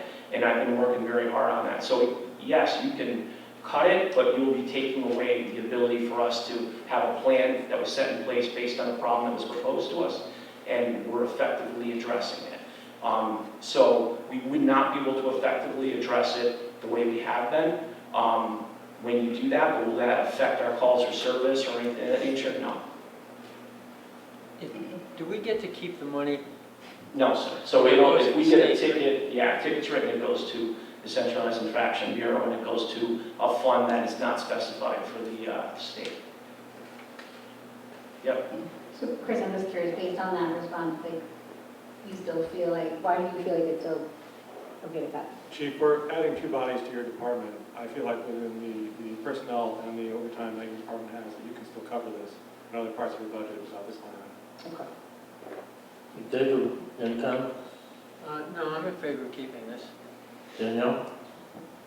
I think maybe building on Chris's point, maybe next year's budget, if we are approving these 2 and you hire them, that would be something to maybe look at coming back and reducing with that addition, but understanding you're not getting them from, they won't be up to speed for another year and a half. And I honestly think that the amount that we have in there, that's why I haven't asked for an increase. We have been very effectively using it, and we haven't been able to, we haven't had to ask for anything. We've actually given back $2,000 or $3,000 at the end of the year on that amount. But again, if we it's something that's been effective, but the officers I'm asking for is for very different reasons from that, but I know what you're saying. Okay. You're in favor of keeping it, Mike? Be okay keeping. Gene? It's an effective and well-tested program, so I'd like to keep it. Paul? Yeah, I want to keep it too. I think it is something that your police officers in town, and to call you and you guys to have to tell us, sorry, we can't do anything about it, which it was the case a number of years ago, before your time. That was the case. Oh, we just don't have anybody to come down, sorry. It's been the townspeople that have complained about certain areas that have had that ability for us to go down there and we're showing them data, we're going over the times, we're discussing it with them, and there's a lot of times that, it's not a lot of times they come in to complain about that speeding, and we show that it's actually not happening. And then we're not gonna waste resources on it. And, Okay. okay, I'm sorry. So you're in favor of keeping it, so am I. So anything else with, like 29 through 36? Okay, now we're down into K-9 expenses. Is that where the ACO is? No, we already did the ACO, right? Correct. K-9 is the actual K-9 program. Okay. So anything 38 to 46? I mean, I don't want to go down as one who hates dogs, but to get to that 0.5, that's just where I saw something was 8,000. But I mean, I think it's a great program, so push back on it. Yeah, no, I think that moving forward with this, I couldn't even put somebody in that position until I know I have the manpower to do it. And I'm hoping, I'm trying to stay ahead of the program, that I'll be able to move forward when we get people up and running that are currently in the academy and whatnot to do that. However, if it's something I had to wait for the next budget year, I completely understand. Again, on something like that, I believe it is needed. However, if we needed to get rid of it this year and wait, and then I can reapproach you next year or the following year and have that ask, I would. We work very hard on the K-9s to get donated funds, so, and the training aspect of it free. So the K-9s that we have received have been all based on donated money and donated training that comes to it, or training through the state that comes through it. And I've just sent 2 of my officers off to a facility that's all nonprofit, to be able to talk about expanding the program but not costing us any money. So right now, that $8,000, I wouldn't even be able to tell you I could fill that position until I know I have the officer. So I think it would be responsible to move forward that way if you have to cut something. Why do you need a second one, Chief? Then we have 2 patrol K-9s. So we have, I've seen how comfort dogs have worked very well throughout the state. We have them used in our area quite often, but we have to go to other jurisdictions and ask for it. It's a good tool within the police department. But for calls for service and the general thing of what we need to do as police officers, it's not required. The K-9 I was speaking of also is an explosives K-9 in the future. I think is very important. However, that is something we have to have our manpower where it needs to be prior to us exploring something like that. We've been looking at our K-9 program of where we want it to be and what it looks like started 4 years ago. We've always had one, not always, we've had one K-9 when I came here, but to do a program here, we're looking at moving forward. But again, I'm not there with our staffing yet. Okay, so is everybody in favor of pulling that, was it 8,000 down? Yes, sir. Okay, and that's an amount of money that if all of a sudden you had the manpower and you wanted to move ahead halfway through the year, we could undoubtedly move some money around to facilitate that. I appreciate that. Okay, thanks, Chief. Yes, sir. I'm not sure if we're done with you yet, but let me, okay, so Jim, you got that? Got it. Good, thank you. Okay, so we'll go to page 30. What are we looking at here? Regular officers. Anything on 47 through 49? 51 through 58? 60 through 63? 65 through 67?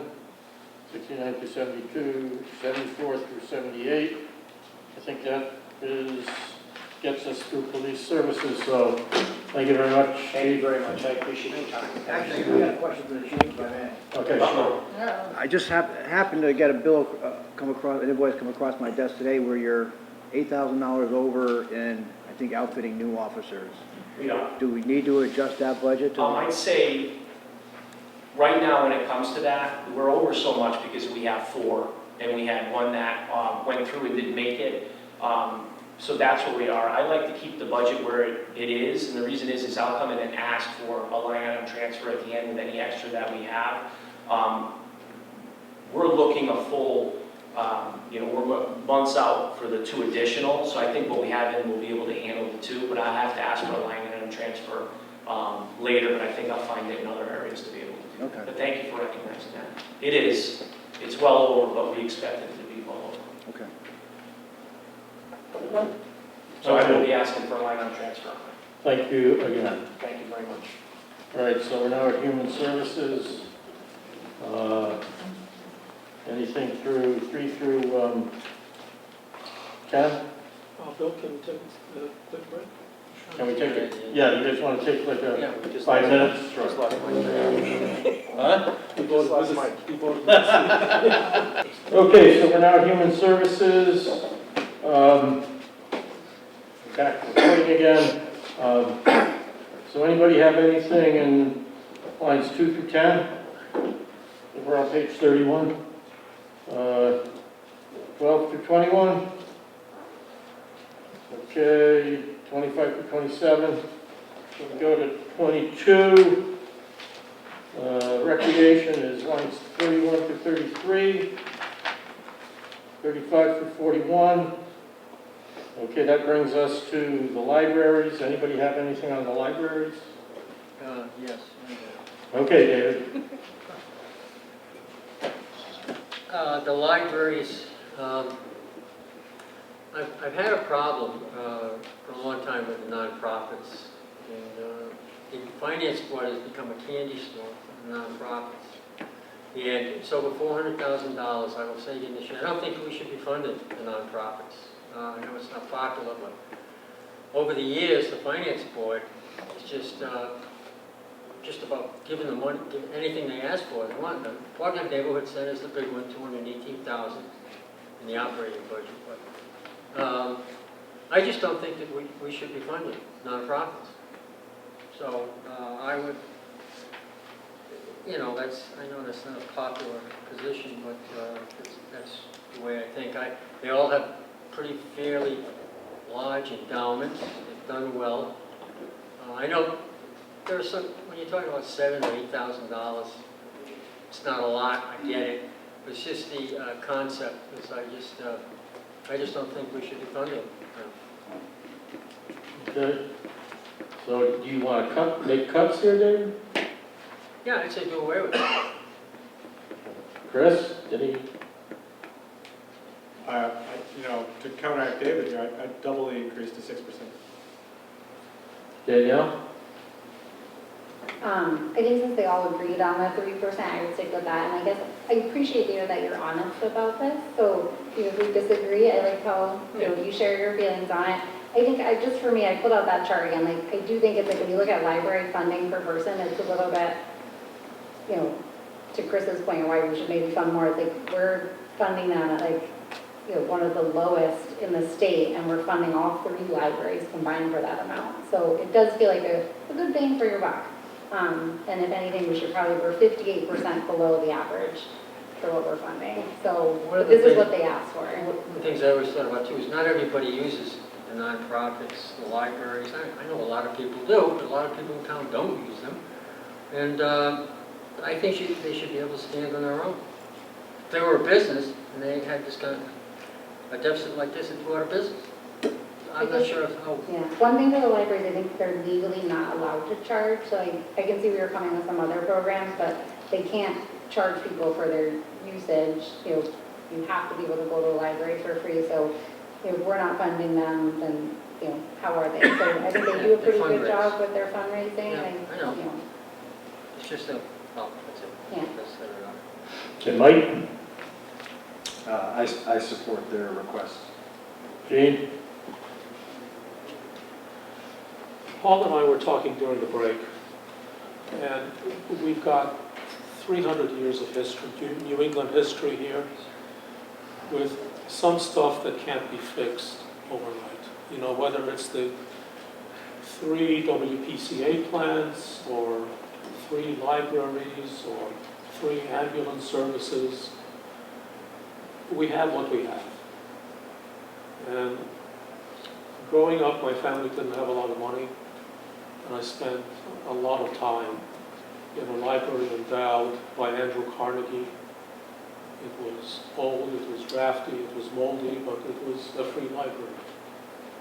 So I'd rather give them the 3%, and again, in an ideal world, nonprofits should be self-sustaining, but I don't think that's the world that we live in.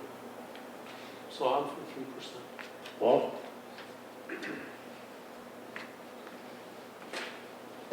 I have mixed feelings about this too. We had a good presentation from Mystic Nine in saying basically they're looking for a third from the municipalities.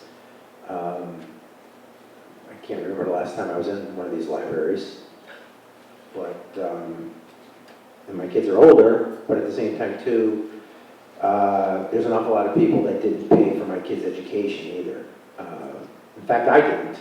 When you think about how much it costs for kids, when you put 4 kids through school, everybody else pretty much paid to put at least 3 of my kids through. And maybe I paid for 1, if I really got technical about it. So I'm going to live with this 3%. Yeah, and the only comment I'll make about the public libraries is my mother-in-law wasn't able to drive when she came up here and rented in and near the borough. The library was one of her key places that she could walk to, and she was there all the time. She volunteered there, so I think they serve a role, and I think some public support of them is appropriate. So with that being said, I think the majority of the board clearly supports the requested increases from the library. So we move on to 33. Now we're at outside agencies. Bill, can I stop you for a second? Sure. Back on 32, we didn't mention anything about the historical society, their request. Okay. Oh, no, go ahead. What's on line 29? Yeah, they've actually requested a decrease too. I know, but I don't think we should give them anything. Well, they are one of the libraries, so. Okay. And I didn't hear any other board member in favor of making any cuts here.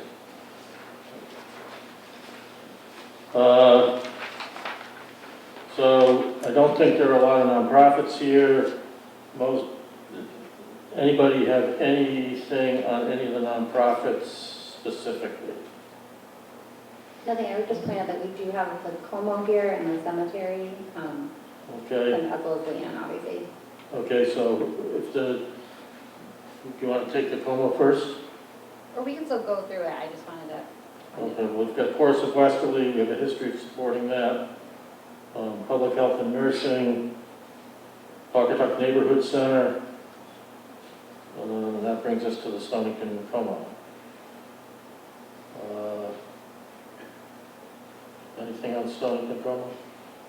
You want to go to, you would want to bump ahead to CIP? We can both, I mean, we can do operating first and then step. Okay. Always Home, Wesley Air Rest, Warm, the Community Vocational Services, TVCC. Yes? No, just I thought maybe you were opening another package of checks. No, I'm not, thank you. Could I ask a question about Westerly Warm? Yeah, sure. Maybe Leanne can explain. Yep. How are we impacted by that? How's the town of Stonington?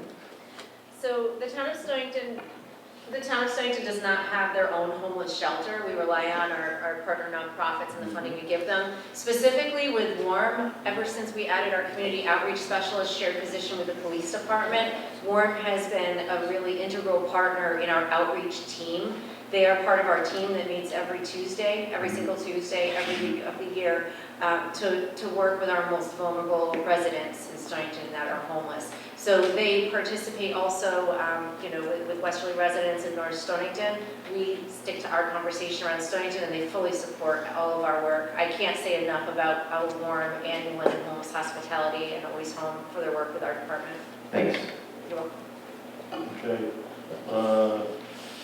Community Vocational Services, TVCCA, Stonington Prevention Council. Should it go, TVCCA, TVCCA, when they presented, they asked for an additional $4,300 that, Oh, okay. didn't want to ask, are we going to approve that? Thanks, Deny John. that? Okay, so is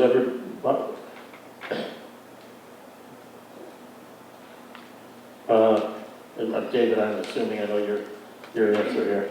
Yeah. Okay. Chris? I'm in favor. Danielle? Yes. Mike? Yes. Gene? I'd keep it level. Okay, Paul? I keep it level too.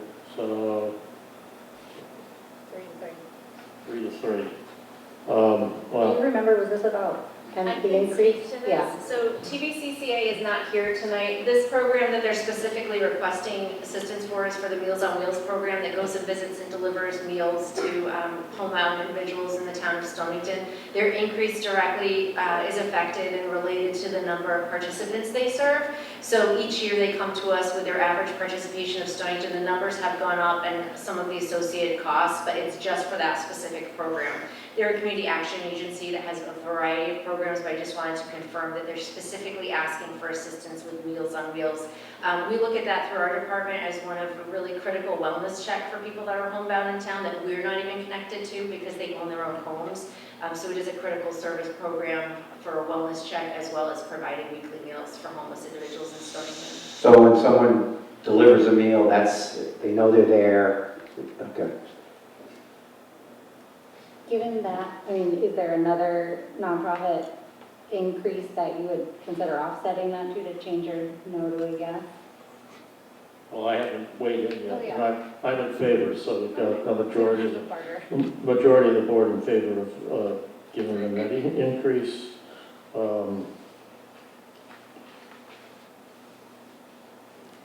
Where does that put me? Let's see. 60. Yeah, Stonington Prevention Council, New London Homeless Hospitality Center, State Safe Futures, Sexual Assault Crisis Center. That gets us to the Stonington Cemetery, Denison Pequot Seacoast Nature Center. They cut theirs. Ocean Community Chamber Yeah, I have a Foundation. question about that. I don't know why we're supporting the Rhode Island Ocean State Foundation, Chamber Foundation, when we don't support the Greater Mystic. Just to clarify, the Mystic, as far as I know, they don't have a foundation. So No, this they is- don't, yeah, that's right. Just a, But still money going somewhere. it's still funny. Yeah, we funded them 1 year, and I was against that, but they, I don't understand. There was a one-time CIP. It was a one-time for the police. They wanted us to help them pay for the extra police. So, I know that, I'm not in favor of any of these, but I just shouts out at me, that why are we, Leanne, I You know, don't have it in giving money front. Do you to remember West- what this 2,000 goes to specifically? So I just want to point out too, even though they are located in Westerly, they're truly 2 towns, 2 states, 1 community, and we work with them a lot. They're a huge supporter of our work at Human Services. They also conduct a lot of community events and partner with us on movie nights and things of that nature. They do have extensive police costs for events like the Blacktown River Duck Race, and different larger scale events that they do downtown that they'll offset this cost with. They've also increased their downtown events and worked really closely with the beautification committee, which goes through Stonington Human Services as well. I think their ask is really small for what they bring to the community and how broad their reach is. They've installed the Starry Lights exhibit as well, which has brought many more people downtown. I know I'd asked for a little bit more one year for some equipment and have continued this small ask just to help those larger scale events move forward. And one of the things I asked Lisa is, if you're having all these events, and that's wonderful, but if you can't afford to have, say, one particular event, don't do it. If it's going to cost you X amount of dollars, it doesn't seem to be any restraint. I mean, it's great to be in these organizations, keep wanting to do more and more, but, I would think you get to a point where, financially, you have to come to like the finance board in Stonington, Groton, or they do it over there too, and so there's no incentive to cut back. So if you can't afford to do a certain event, don't do it. That's, the way I look at it. I was in fundraising, that's what I did. If I couldn't afford to do something, I didn't do it. I didn't go out and ask somebody, to help me do it, unless it was a really important thing. That's just my opinion. Okay, so I think the next thing we need to talk about. I'd like to comment on that too. Okay, go ahead. I'm not in favor of that either. Which one? The Chamber Foundation, I mean, you have members. It's not a lot of money, I understand that, but that's the point of their membership. And if these events are coming downtown, it's to benefit their membership. Why don't their membership pay the cost? Part of me agrees with David that some of these nonprofits, I can see the benefit, but this is a foundation, and I understand it's a foundation, so it's a 501c3 or whatever it is. But, you create foundations so you can go ask for money. But I think that's what their membership's for. They got a broad membership, and that's where that $2,000. They take $2,000, divide it over all their members, and it can easily cover that. So I'm not in favor of that. Yeah, it's almost become, like I said before, a candy store. We're a candy store. And I'm surprised more nonprofits don't come here. It's almost automatic. They're going to get it. Well, at the same time, too, I mean, Leanne and the nonprofits that are here, they provide a tremendous service that we can't provide as a town, and they are our citizens. I just don't think this fits. Chris, thoughts? I'm in favor of leaving it. Danielle? I would keep them. I wish I could remember from my notes. I feel like there was more that the foundation was specifically doing than building what Leanne said, but I mean, it's a fair question to go back to Lisa with before the final deliberations, Okay. but I'd keep it for now. Mike? I'm in favor of keeping it. Gene? We can cut that pending some more information. Paul? No, I'd cut it. Yeah. Okay, how about we just keep it pending some more information and we revisit it at our, Are there any specific questions you would like me to bring back to the Chamber Foundation? I do have what they had put in for, which was along with the lines of what I had mentioned, but if there's anything specific you'd like me to ask and bring back, no? Okay. I don't know Yeah, if maybe anybody like- else does. Just like similar, like what would be the impact of a cut? Because I mean, it's a small amount, but maybe it's a signal to Westerly or it's a signal. Well, it's a great signal of partnership, I think, between our two towns. And I do think they fill a lot of gaps as far as different community events that they provide that the town is not providing. And, we look at community events and it's not a critical service like roads or sewer. We can't compete with anything like that, nor do I wish to downgrade any of the other services that are being asked for tonight. But I think there's something to be said for when we're looking at economic development as a town too, and all the wonderful things that the Chamber does, like those small community events, and for the town to have a small good faith effort of the $2,000. I think it's a strong sign of support for that two towns, two states, one community aspect that we all have, being in such proximity with Beretta. Just my thoughts. okay, my recommendation is we keep it and we get some clarification and we revisit it at our final deliberations. Is that, you guys, everybody okay with that idea? Sure. Okay. No, but that's all right. So 3 no's, but. No, I'm with the group. All right, Protest. Child and Family Agency is a $10,000 addition. I think we need to know about, so understand what that's about. So we don't have anyone here this evening from Child and Family, but I can speak to the agency. I had spoke a little bit during our presentation how we had reduced our own counseling line because we are doing so many referrals to their agency once they moved into Pawcatuck. They also operate a school-based health center. The reason behind their ask is they're facing significant state cuts at this point, which would close offices. They're serving hundreds of Stonington families at this point in time with in-home services and really intensive family therapy that our department isn't set up to provide, nor would we. We're not a licensed social work facility at Human Services. So I can say that, by cutting this, we would risk them closing their doors. $10,000 isn't a lot, but they're similar to other agencies looking for the good faith support from their town partners to be able to keep their doors open. I'm not quite sure what the end game was with the state and with those cuts that were coming through. I know there was a lot of pushback when that had happened, so I can try and get some more information. Also make sure they have representation present at the final deliberations, if that would be helpful. Does that go directly to the town? Services? The services, 100%. Yeah, it goes to, so we used to do a lot of youth counseling within our agency at Stonington Human Services. That being said, we have a part-time counselor. We don't provide in-home services. We don't generally see kids at the school. They go above and beyond, and when they moved into town, instead of going to compete with them, we immediately set up meetings on how we could partner. So we reduced our ask to the Board of Finance and actually have never given them money before because they haven't needed it. They've always sustained on state and federal program grants that they get. So they definitely serve multiple residents and families in Stonington, but I'm happy to have someone present and maybe get some more specific numbers for you since this is a first time ask for them. Okay, so they have taken workload out of your department They have, and with that, we had cut our counseling budget by, $10,000.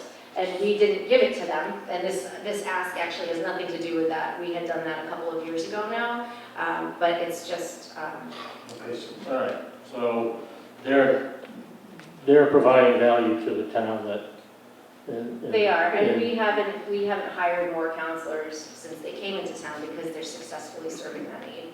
Okay, I think that's a very important point that you need to make, that they are providing a service that we no longer have to, more service for, and that replaces services we were providing at a lower level for Correct. essentially the same amount of money. That's true. Okay.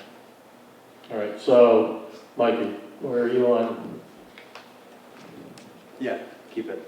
It sounds like there's a lot of ROI there. Yeah, Gene? It would be helpful to get some additional information because if they're really on the ropes because of drastic decreases of support from the state or federal government, it would be good to know whether $10,000 would make a huge difference for them. I don't know anything about the organization, how big they are, how many people they have.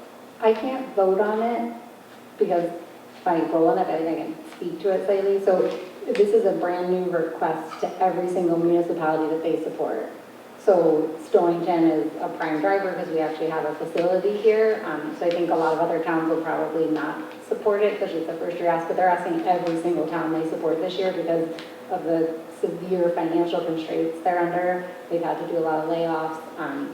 And then Stonington's just in that lucky position where last year it mysteriously disappeared from the budget. We finally got it back in, but we understand the Pawcatuck facility is again proposing being cut. So that's just a whole nother layer of stress. So to your point, that won't fix that, but if enough municipalities come in and show support, the idea was, one, it's direct funding, but it's also a way to leverage other funders to say we actually have municipal support coming in.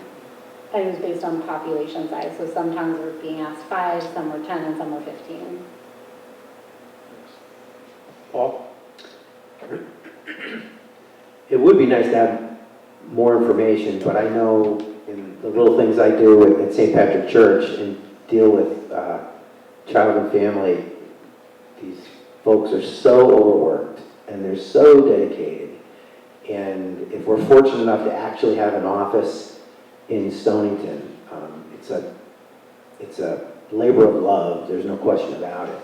And we couldn't do anything with $10,000 if you were trying to hire anybody to do anything. You couldn't get someone to clean your offices for that. So we'd like more information, but I think it sounds like it's a great value. Danielle, you have any? I have to abstain. Okay, Danielle's abstaining on this. Chris? I'm in favor. Okay, David? No. Okay. I'll support it too, but I think it's incumbent on them to, provide us some more information. Okay, Danielle asked me to go back, because I think I got past Tacoma. I know somebody from the Tacoma was here. Yep, if you want to come forward, please do. So, line 55. Oh, I just wanted to say good evening, and also that Matt, our CEO, wishes he could be here, but he had a baby this past weekend, and his name is Hayes Walker Haugen, and he just wants to say how much he appreciates your support and our partnership, and wishes you all the best. Okay, Mike, do you have any questions or comments? Just a reminder, so that way hopefully she could be, if we could look at operating and SIP just while she's there. Okay, well, let's do operating first, and then we'll bump over to SIP. So you have any? No. Gene? Nope. Paul? Nope. Danielle? No, I guess I would just ask maybe, because Paul, I know where Dave stands on this, but Paul, just interested, because I know you had seemed hesitant on increasing funding to some of the outside agencies, so for Como, you feel more comfortable with it? Well, Like the libraries, or? Not to forget. I think so. I think so right now, but this is my first year on here. I'm not going to beat him up too bad. I've used Como for years and years with raising my 4 kids, but yeah, I'm willing to go along with this right now. Okay. Chris? No change. And David, we know what you want. Right, yeah. Okay, so we're going to jump over to SIP so that we can let you escape. Thank you.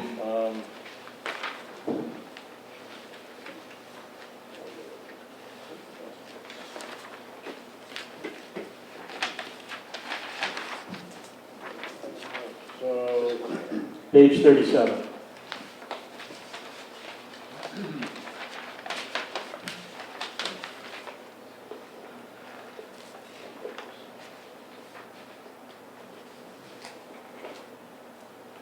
Okay, does anybody have anything they want to talk about on the $65,000 SIP request from Tacoma?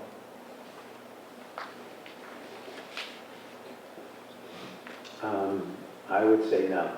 I would reject that. Okay. Mike? I'm in support. Gene? 2 questions. One, it seems like an awful lot of money, but everything's expensive. Yeah, this is based on quotes that we received in order to put this exhaust system in for the stove that we have. And what would be the consequences if you need to defer it for a year, let's say? If we deferred it, we're limited in how we can use the stove. So we had a renovation of the whole kitchen and are able to use it for cooking classes, for our partnership with the garden club, for children's programming. And this is something that we were cited on in our most recent inspection by the town, that we aren't able to use the stove in the capacity of anything that has grease vapors. which limits basically all the activity that we use the kitchen for. It would limit how we could use the kitchen. I know you guys fundraise, all of you do, all the nonprofits do. There again, $65,000, you know, it's a substantial amount of money. And I just think that you guys should take on the responsibility of raising the money for that. I just, that's what I think. And a special project. I mean, I'm sure you have several board members that might be interested in doing something. Name it after. So-and-so's hood. All right, let me explain too why I say no, is your director, first of all, I agree partly with David, but your director said he's looking for a payback possibly in 2 to 3 years. Does Tacoma looking to pay the town back? In 2 to 3 years, we give you $65,000, you generate revenue to pay it off. I mean, he volunteered that. I just think that is something that you guys should be doing for yourself, and unless you're going to pay the town back. So that's the reason why my answer is no. Chris? I'm in favor of this. Danielle? I have to abstain from this one. Yeah, did you want to, I'm not asking you about where you're at, I'm asking you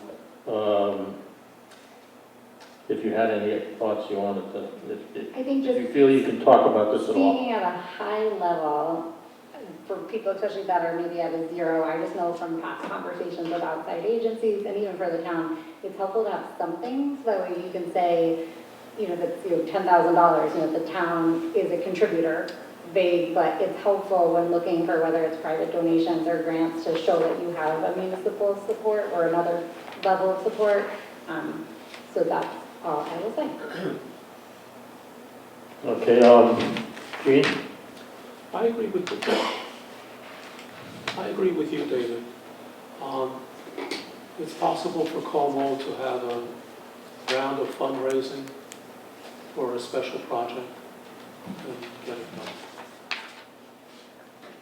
Okay, so we've got 3 people who are in favor of cutting it, and 2 people who are in favor of funding it, and 1 person who is recusing themselves.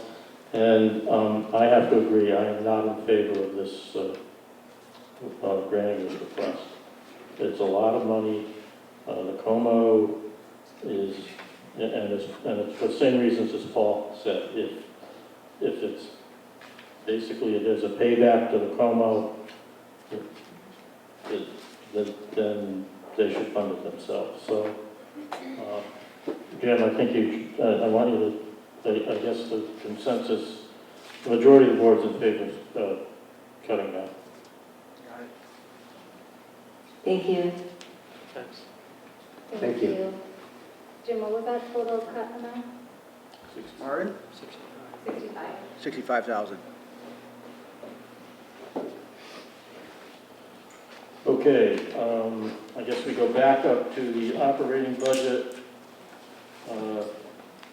Whoa, wait a second, nope. Yeah, let me go back to the operating budget, and then we'll work our way to see if you... 33. Yes, 33. Just the ambulances. Right, okay, that brings us to the ambulances. Mike? In favor. Gene? As I alluded earlier, and this is not something that's going to be fixed tonight, but 3 of each in a town of 18,000 has to be addressed at some point. So we have to support the ambulance because we can't be in a situation where somebody's having a heart attack and the ambulance is in the shop. But we need to address the deeper issues as well. Okay, So I think we need to support this. Okay, Paul? Yeah, I agree with Gene. I mean, this is an increase. Because I looked back as we moved this, it was 103.85 and 108. So it was at 296, and now we're at 331.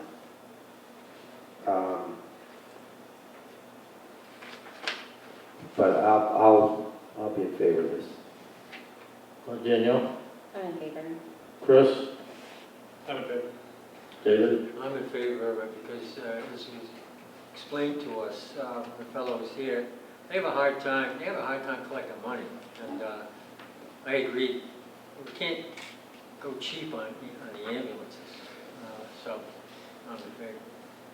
And so nice, so, okay. That gets us to page 34, and that gets us into the capital improvement budget, so.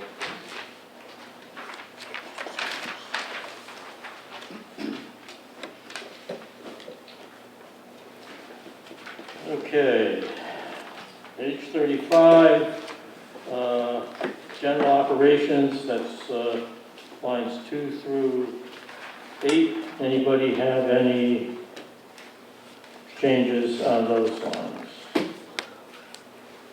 Okay. Are you looking closely, David? I am.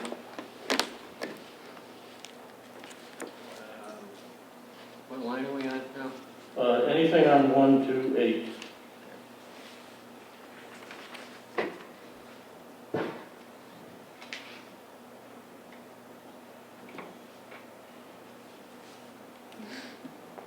Okay, 11 or 12?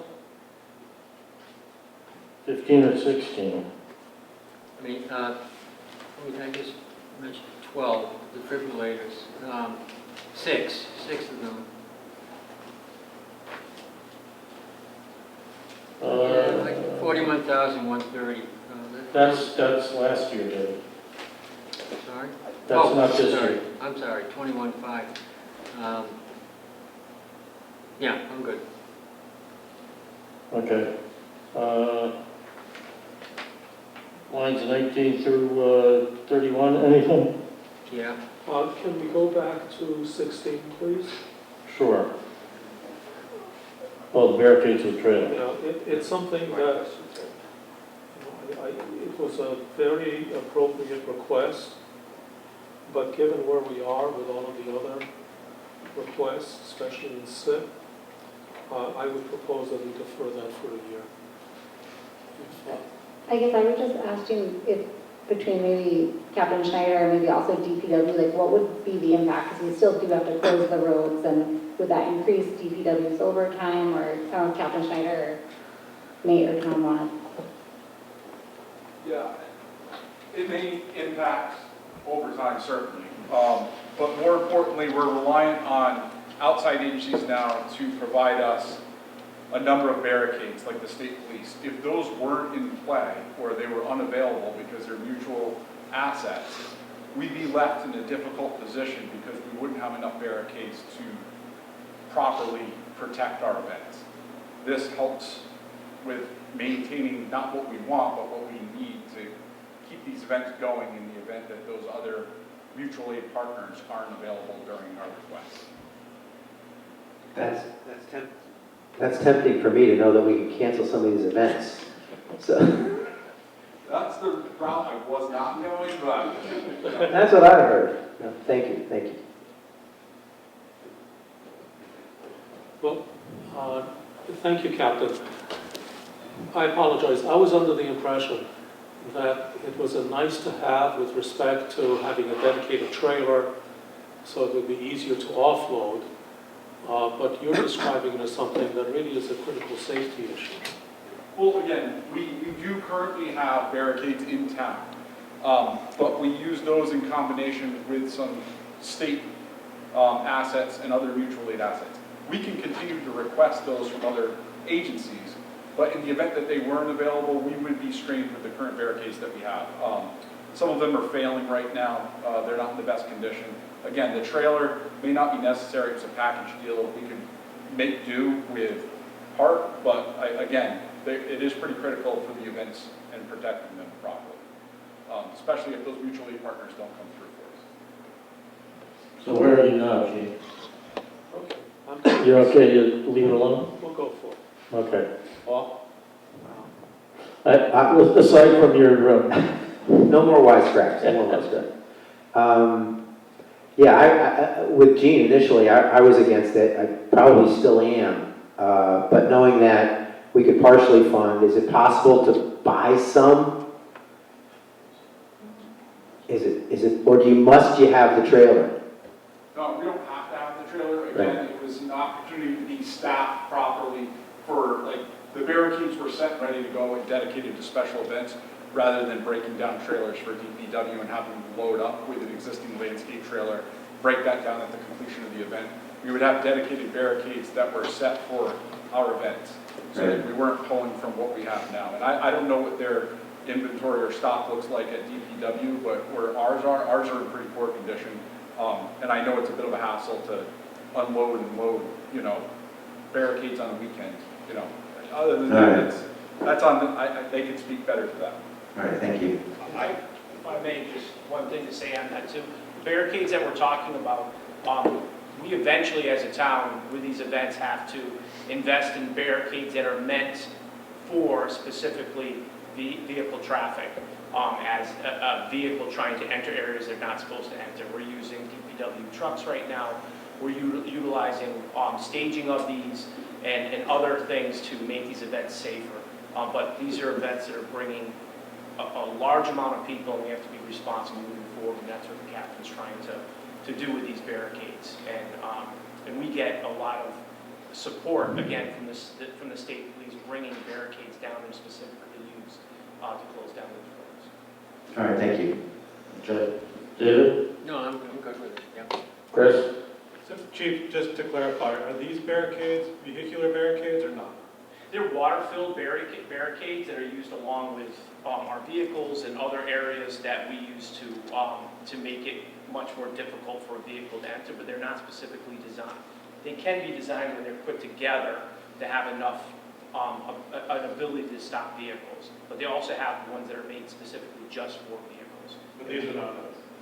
If you put them together, they give you actually link them together and fill them with water. They're effective. But in certain areas, in high-speed areas, we want to use the ones that we get from the state police. So let's say on 27, when we close down part of 27, that's a vehicle picking up a really high speed.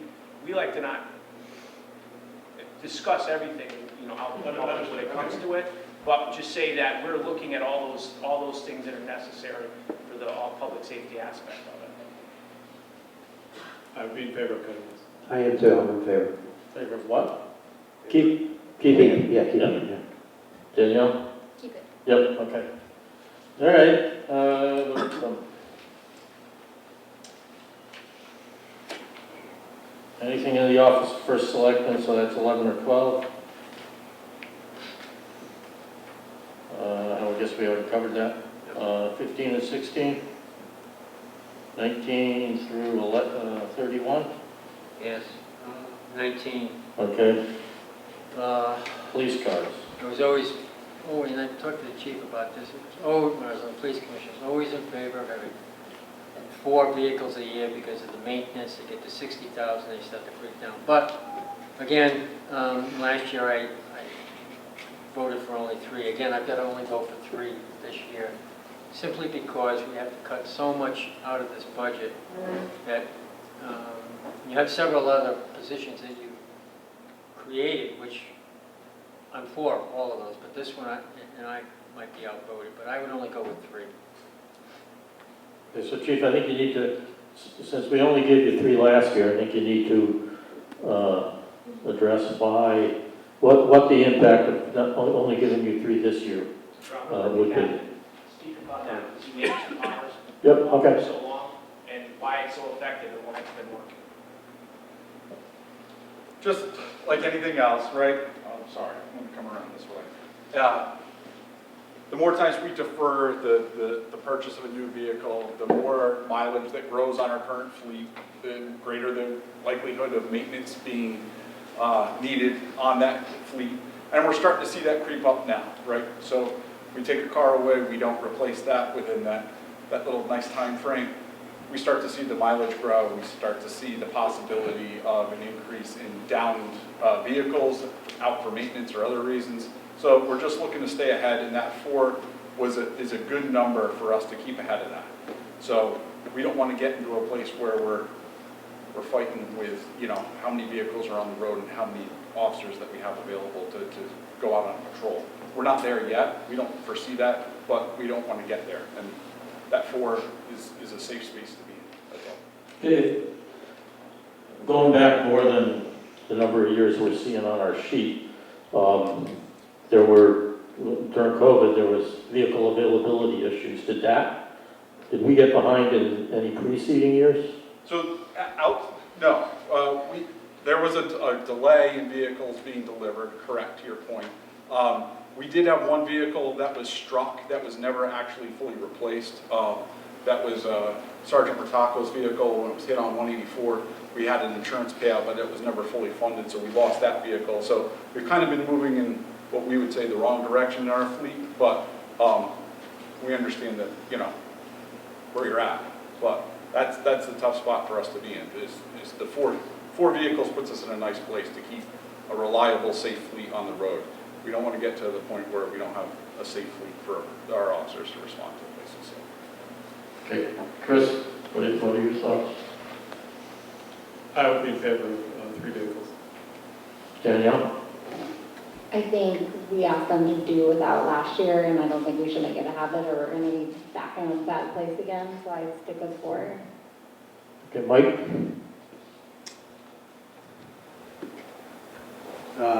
I'm in favor of sticking with 4. And Gene? My understanding, Captain, is that after those vehicles have been fully used by your department as frontline vehicles, they don't have a second, third, and fourth life. So I imagine that the downstream consequences of having a smaller fleet will resonate with those other uses as well. And it's really important for your officers to trust the vehicle that they're in. So I'm for 4. Okay, Paul? I'm also in favor of 4. Okay, so am I, so, anything else in this block? Looks like something got plussed up on, Fire suppression. oh, fire suppression, I think we already went over that, right? Yeah, we want to formally approve that, you want that Okay, change? all right, good. Assessors Department, Public Works, Highway, here we go. Can we go back, please, Sure. to line 31, Sure. the weapon and key management?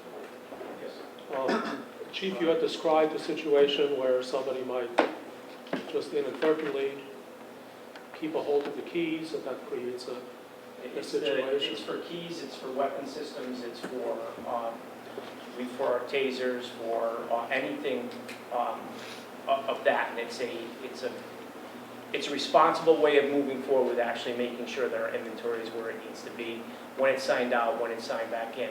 But the keys themselves, again, I'll let the captain speak upon it, but we hold many keys for large facilities throughout town, and officers have to then respond, get the keys, use those keys out during an emergency situation.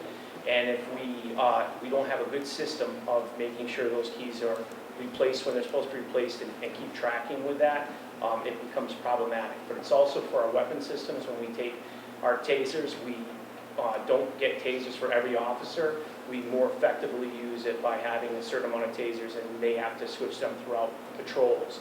That keeps that into that system also. We do the long guns. Yep, long guns and defibrillators are also within that management system. And again, this is for half the system. This is a multi-year fund. You're seeing 50% of the fund for the entire system this year is the request. So we wouldn't be buying it this year, we'd be buying it the following. Our system right now, from you talking about, I think we're almost up to 100 keys. We're at 100 keys, we have about 8 defibs, we have 6 long guns, we have 8 tasers. All trying to manage that with, paper sign-outs is not an effective or responsible way to move forward. I've been in there when I've watched officers come in and be like, my witness, I'm taking the key, and they run out to the emergency, then they come back in and they're like, okay, the key's back, get somebody to watch that I have the key. We're trying to get GPS tracker. There's just a myriad of issues that arise that we're trying to overcome. So is we 30,000 this year, 30,000 next year? Yes. Any idea what the value is of the stuff this is securing? Well, I mean, I know, and facilities can probably speak to this, when you try to rekey like a school, for instance, I think the school department told me it's something like 35,000 to rekey the high school. And, there's keys to many places that hold a lot more doors than the high school. Right, and those keys are protecting other things of Correct. value and stuff you can't put a price on. So, okay. Paul? Yeah, I'm in favor. Okay. David? Yep. Chris? I would fully fund this year.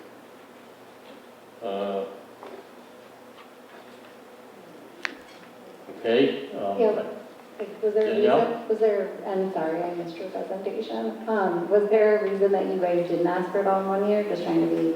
We're trying to be responsible, as we know that it's a large ask from the town. So we try to do that with anything that we're putting together, that we know we can manage, but not effectively with this, but we're just trying to be responsible with it. So that's why. Would we like to have that to start managing properly right away? Of course. Okay. Chris, I agree with you. And what I would suggest is that we leave it alone for now. And once we do the sweep on CIP money, we can come back and reconsider. You can come back That sounds reasonable. and see if the rest of the board would be willing to do that. Okay. Public Works. I just want to know one thing, Bill, if I may, Yep. before you leave, please. Line 30, the window replacement, that was originally in this budget. It got moved down to facilities and management per my request. Facilities and management requested to go back up into the police department because they just don't have the horsepower right now to deal with it. So they're going to leave it to the police department's facilities manager to do that. We'll talk about it when we get down there, but next time you see this budget, if it's still in the budget, it'll be up here in the police department. Okay. So you guys can work that out and come back and tell us what you decided to do, but I think you've already done that. Okay.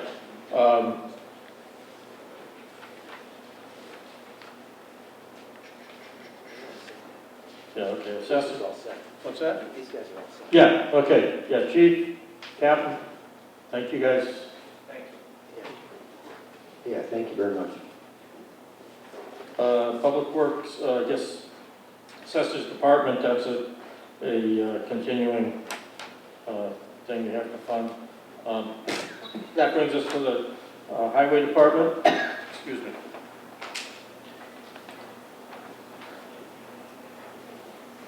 I have a feeling that somebody else wants to. Yes, Tom, you want to come up? Probably want to sit down. I think it's easy to get all the information here. Okay, so first up on the highway department is line 37, drainage improvements townwide. We typically, fund that at $100K a year, and last year we funded it at 1. We put some money in the bond, I think. Oh, we put some money last year in the bond? I think there's 200,000 in the bond. Okay. So anybody have any?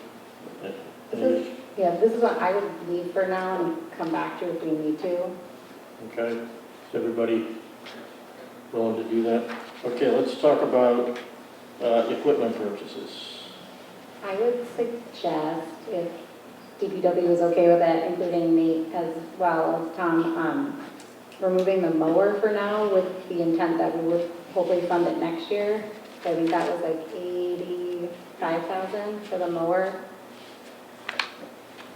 If you guys could get through one more year without I it. think we just, we put it in again for next year.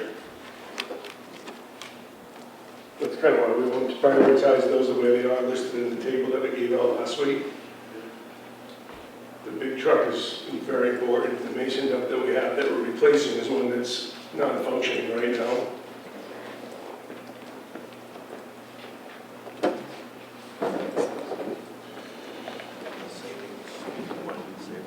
So on your number, well, the F-550 mason dump, We got a updated number, a hard number, and it's at 110, so there's a $10,000 savings on that one. Good job. And then, yes, that's it. So we can do at least a $10,000 reduction. $10,000 reduction on the small dump truck, and then take off the $83,400 on the How do other people feel about the mower waiting a year? Which one? Door mower. The 80, Our only concern would be for the VFW field, if that comes online, it's gonna be very tough. We're relying on one mower to do all that mowing. and that one we're still in engineering for it, right? Correct. And I know we have money in the bond, because I guess timeline-wise, in an ideal world, that field would be up and In running the fall. this fall. What do you think? That wasn't on my radar, The mower? that particular mower. But what, If it helps, we can go in a couple different areas. The broadcast top dresser, we looked into that. If we find a good used one, which we feel they are out there, probably could get something for around the 30,000 mark. so how much of a reduction would that be? So we'll say 13,000. So broadcast mower. And then the zero turn, which was 14,500. I think we were talking, there was some conversation to ask Jim on this one. There's some money left in the CIP account now. There's 14,304, so. Okay, so essentially, if we were able to use that money for this, that's another. Okay, when you were here before, you said you thought you might need 2,000 of that for something else? About 2,000 for the truck that was delivered. I don't know if that's been closed out yet. It hasn't been. There could be a $2,000 upcharge in that to play the floor plan. Oh, this is for the two, for which, the truck we already got? No, it's the truck that we're going to order for this budget year. The truck that we're going to order for this budget year, if it's approved, we will have to, until we purchase the truck, we'll have to pay the floor plan, just like all auto cars are like this. So we couldn't get them to reduce the floor plan price, so it's about $1,000 per month that they're going to be sitting on the truck, and we'll have to pay. Okay, Until the bill. so. Which that could be reduced if we get a, If we get a letter of intent soon enough, or a cut PO, that could come back a little bit. It's probably going to be 1,000 to 2,000. That's how much it's actually passed by the time. Okay, so just so the rest of the board understands, they have the ability to buy a large plow. Now, there's a truck in stock, and I think it was a pretty advantageous price, too, right? It is. That's why we're getting it for the 280 and not 315. Okay, so significant savings. But they need some sort of sense from us that that truck is safe, because they need to be able to make a commitment to the. There's 5 cabin chassis right now at the Peterbilt store, is what it's actually called. So if we could reserve one of those, I just don't know how that works with the board's permission. Whether we need a PO first, the PO or the letter of intent will hold it. Give them a wink and a nod. A wink and a nod from Jim. Yeah, well, will they accept a PO dated, post-dated for July Exactly. 1? We talked to them, I believe, a PO dated on July 1 saying we're going to buy this truck. we'll issue it, They yeah. would accept that and to hold it. Yeah, I think we should do Yeah. this. Okay, Chris? I mean, I think it's important to note that ultimately this relies on the voters approving the budget at referendum, but personally, I haven't paid. Yeah, well, Yeah, I think we would have to then just cut other things if we had to, but Right. then we wouldn't. So, yeah. that's Mike? In favor. Gene? I'm in favor of the truck, but I just want to make sure that I fully understood the conversation. With item number 2, the Mason dump, instead of 120, it goes to 110. Correct. The top dresser, we're going to save 13,000. Correct. So it'll be around 30,000. The contour mower, what are we doing with that? We're going to allow it to be removed, and the board sees it, then we'll remove it. We're going to try to push it out and kick it down to next year, but in next year's budget, Or, CIP. Tom, were you also saying that that 12,000 that you guys have in another CIP could be used to offset it? Is that what? No, there's two mowers here. All right, 0. Okay, I'm not at the point where I want you guys to, No, I wouldn't, doing these cuts, like the top dresser and stuff, my goal is to keep that motor. okay, the contour mower. Yeah, okay, because that's where I'm not at the point where I want to go after the contour mower. I want to get the low-hanging fruit here first. And the other piece of low-hanging fruit is the $14,000 mower, which we have $14,000 sitting in CIP. Or 12, maybe. But we maybe need to leave 2 of that to help facilitate buying this truck. Correct. But there would be 12 there, and I suspect we can, I don't know how Tom and Chris feel, I would be happy with that 12,000 that's left, if we could put that towards the contour, and just hold off on getting any more zero turns for this year, if that makes sense. yeah, okay. I think we need to depend on you guys to kind of tell us what your priorities Well, the are. contour mower, I agree with Nate, that we're going to need it. If it's not right this second, we're going to certainly need it as this field gets added on. And it'll cut down on the mowing time when we have 2 of these large mowers going. The other mower is from 2016. We have a Toro that's a similar machine, just a different brand. And I think I said the other night, the Toro is well over $100,000. That's why we went to a different brand, the Jacobson. We feel that will give it a comparable cut and durability, and it's $17,000 to $20,000 cheaper.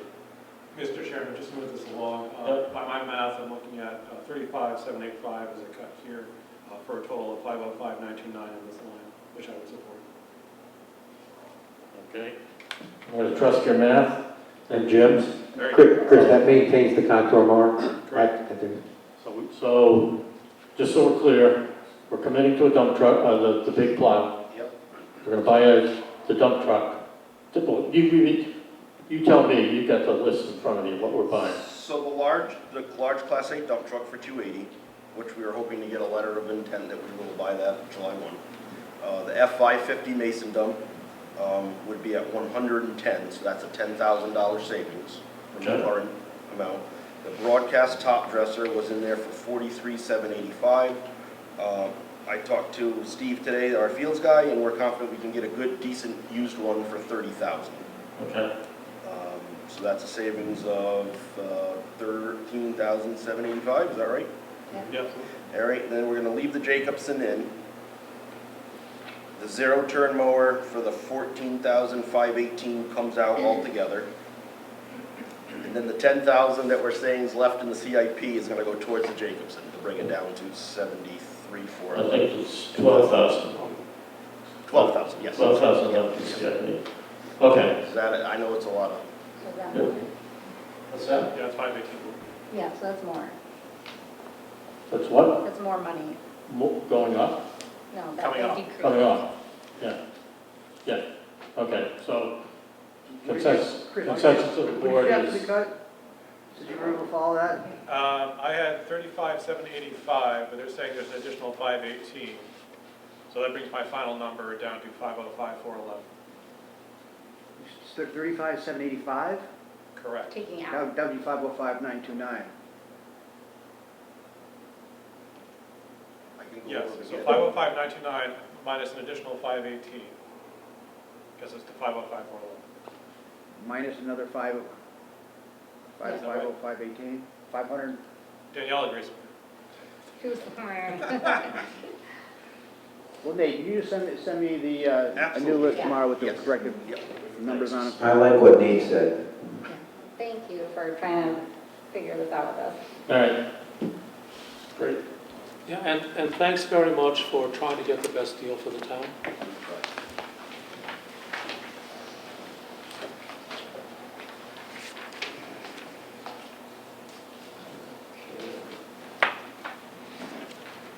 So,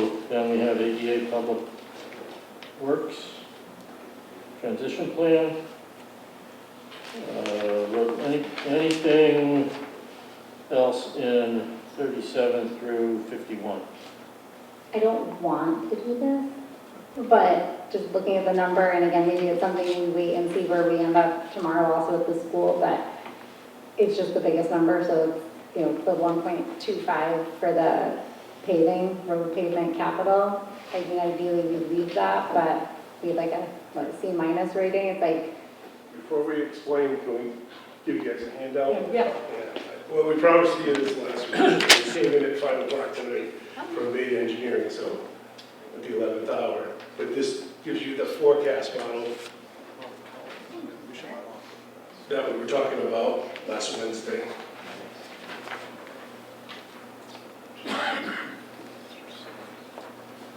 We're failing. Well, Not after this year. it gives a good graphic representation of what happens if you don't keep the funding level needed. Scenario 3, which is $1,250,000. As the scenarios change, you can see the graph either goes up or it goes down. Running the graph, we're shooting to be like a 75, close to where we used to be about 10 years ago. You can see how it's dropping. We're at 69.70 right now, and probably falling every day that we don't do any improvements.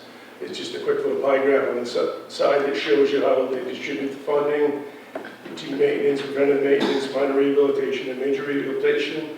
But we have to take into consideration if you don't do anything, or we let the numbers go down, then you're going to be at a major rehabilitation, which is road reclamation.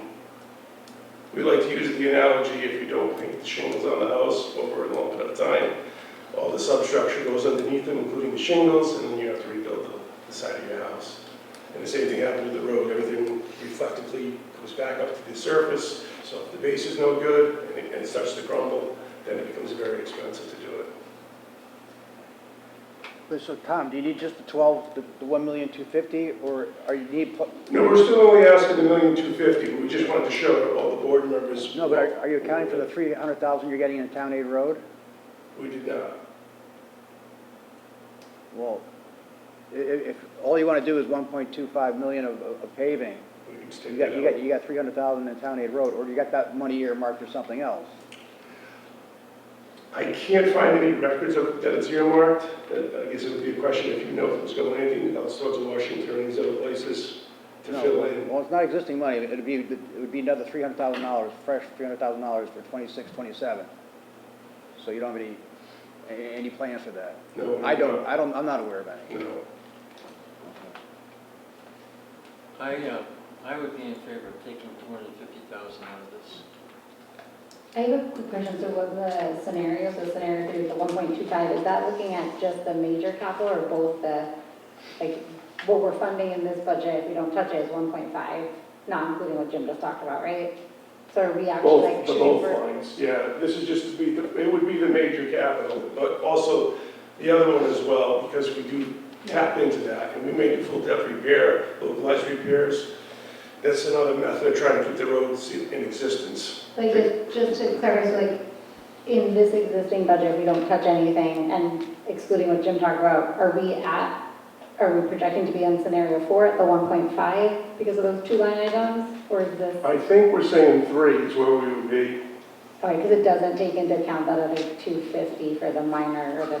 Right, yeah, we may be doing, like I said, the localized repairs with some of that money, and they don't really, it's not like a full treatment where we would put a fog seal or a cape seal or a chipstone seal or those other methods that we use. But with the Town Aid Road coming in next year, if we cut it 250, you could still be I at that? think if you cut it to 250, we could utilize the $300,000 in tar money, and we could put it up to keep it back up.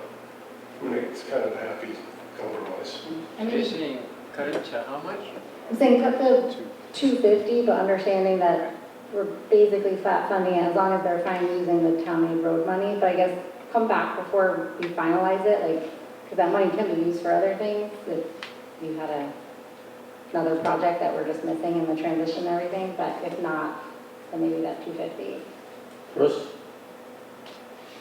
I'd really like to see that RSR number go up. It's been going down every year I've been on the board. Yeah, so I'm not in favor of cutting it. okay, Mike?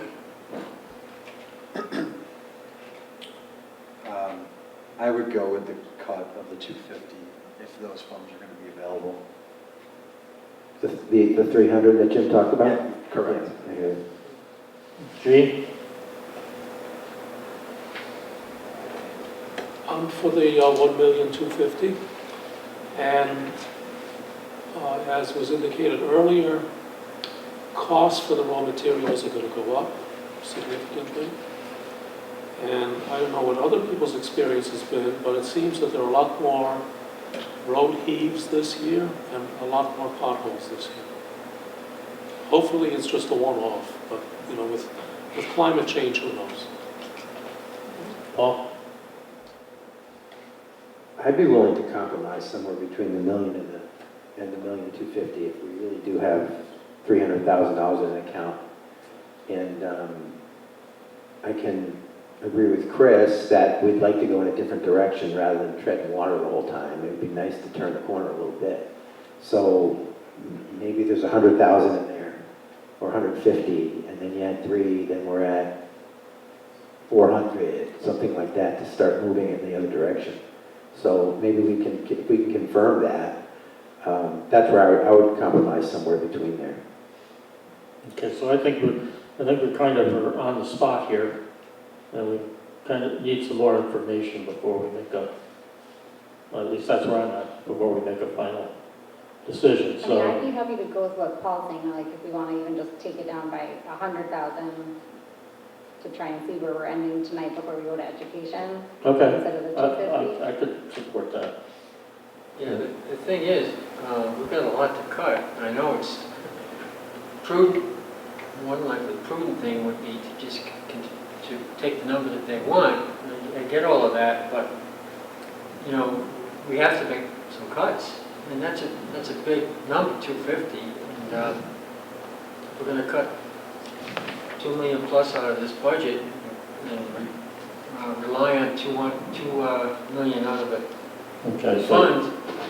You know, I think All right, I think we have to do, you know, think hard about making cuts. So you're at 250? Yep. You're at 0. You're at 100. Mike is at 250. 250. Gene is at Keep it at 1,250,000. Zero.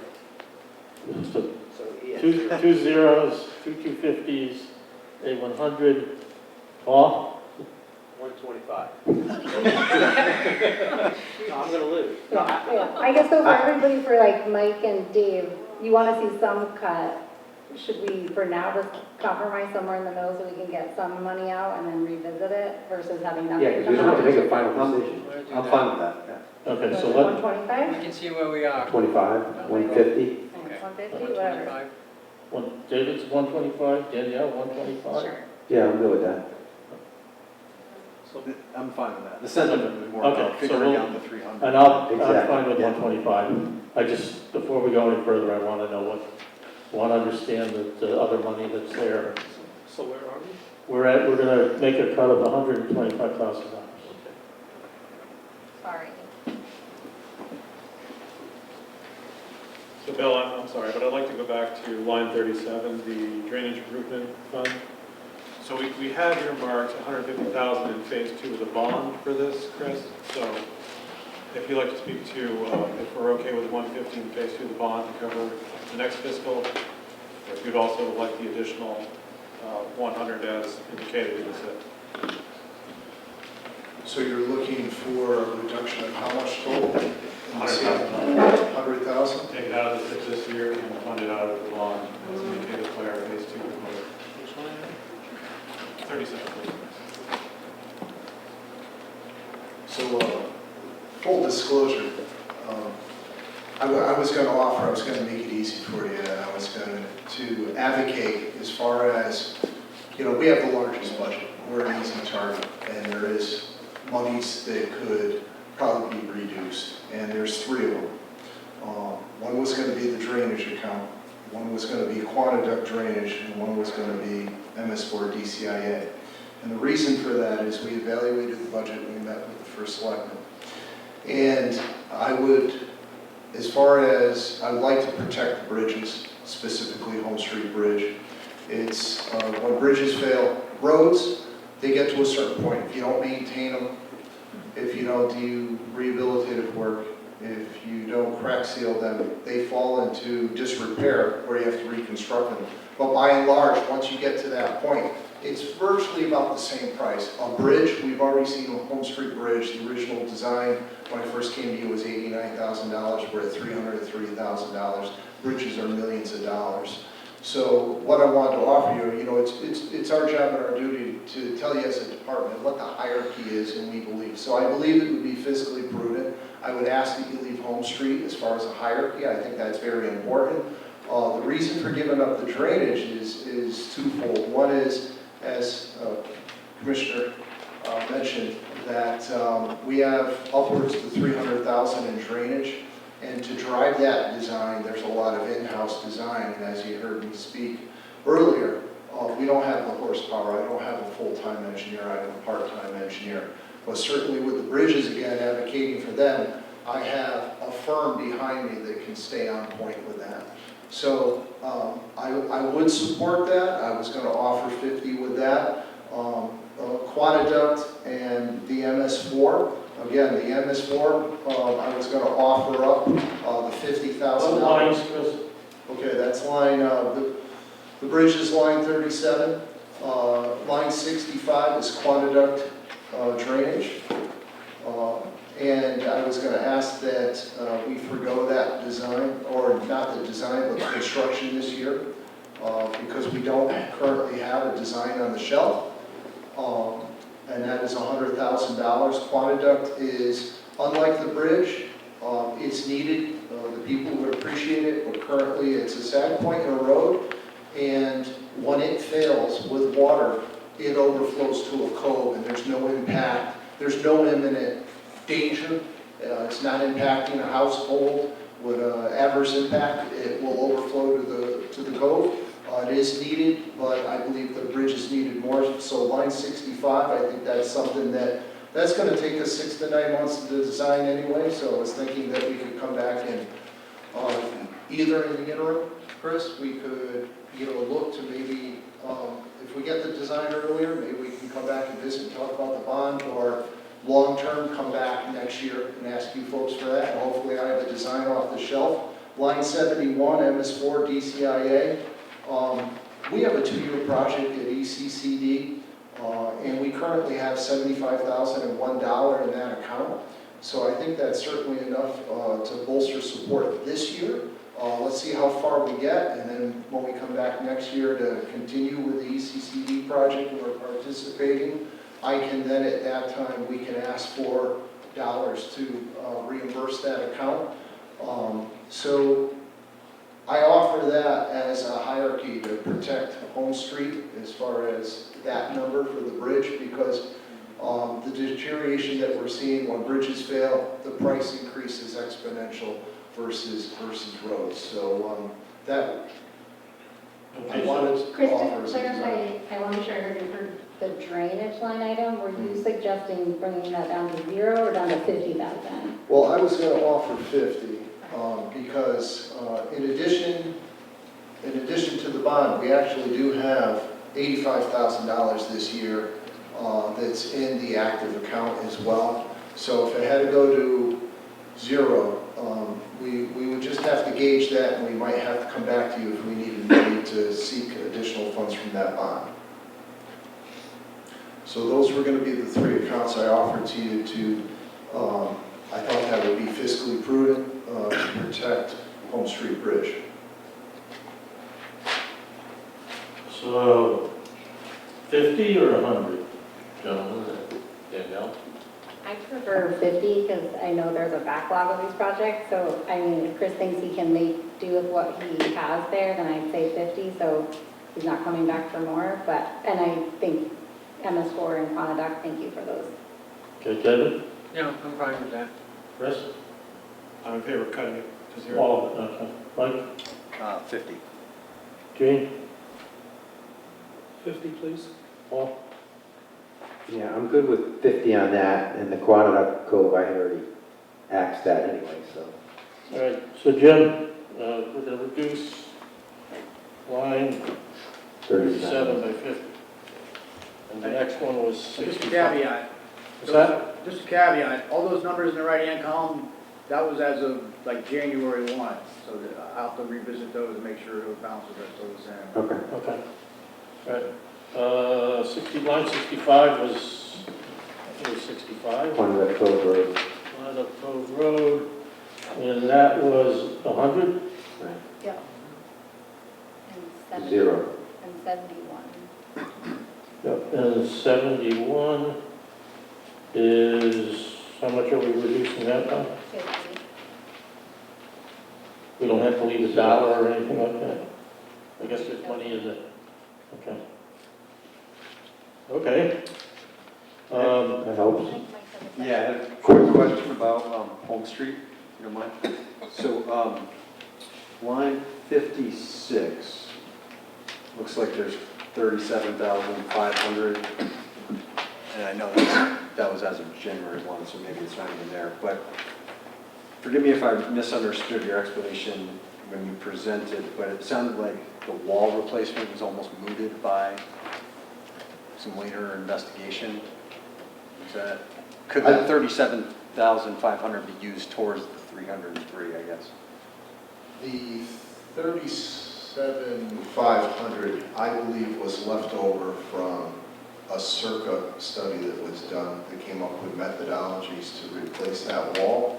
So I would ask the finance director, I believe, Jim, that was a reimbursement we received back.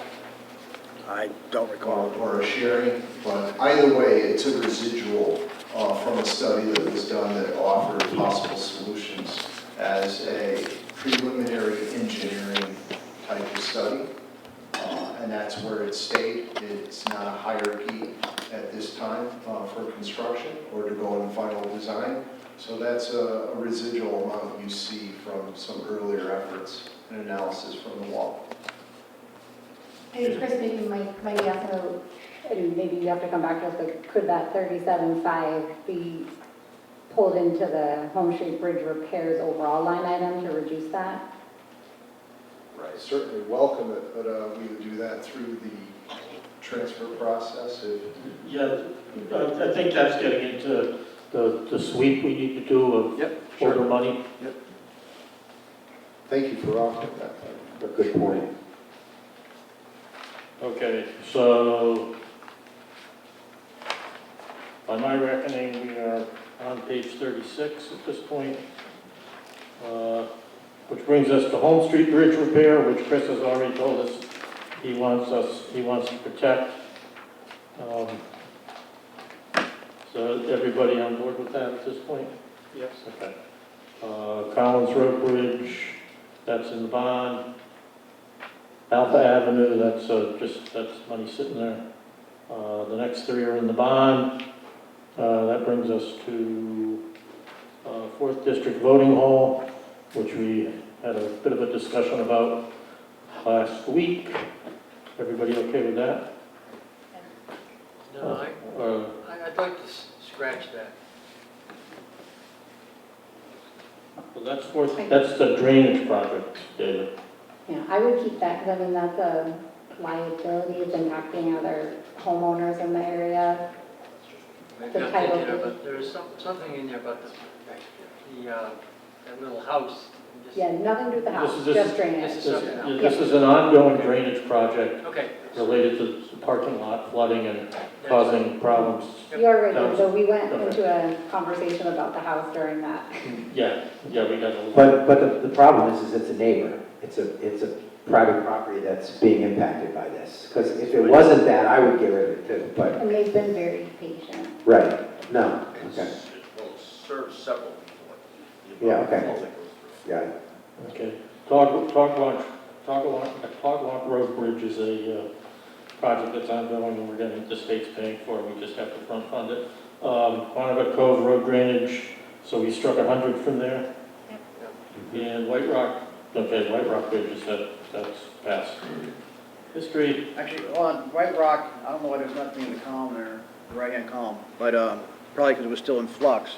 But we're tying that up right now, and we're probably going to have $500,000 left in that account. 500? Yeah. Actually, I was wondering about that, Jim. Where that, Overall, right. Design and CACI alone, we're looking at closing the PO as we finish the job. It's going to be another upwards to 79,000 that we saved in inspection because the timeline of the project and the scope of work was largely reduced. But overall, Jim, it's roughly about $500,000. Correct? Yeah.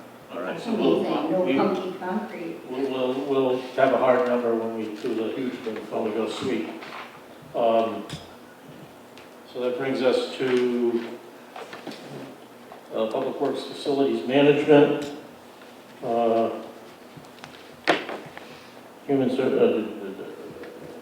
levy gate repair, And then this for DCI is going. what's that? You're gonna get some more We're at information. 71. Yes, I'm at 71. That one we zeroed out. That one we zeroed out. I wrote the number in the wrong cell. So Jimmy, you've already got that? Yep. Okay, 4th District Road Hall roof, okay, that's old. The next one, the garage just went into the bond, the window replacement. That's moving? It's going back up to police, if you keep it in there. Okay. All right.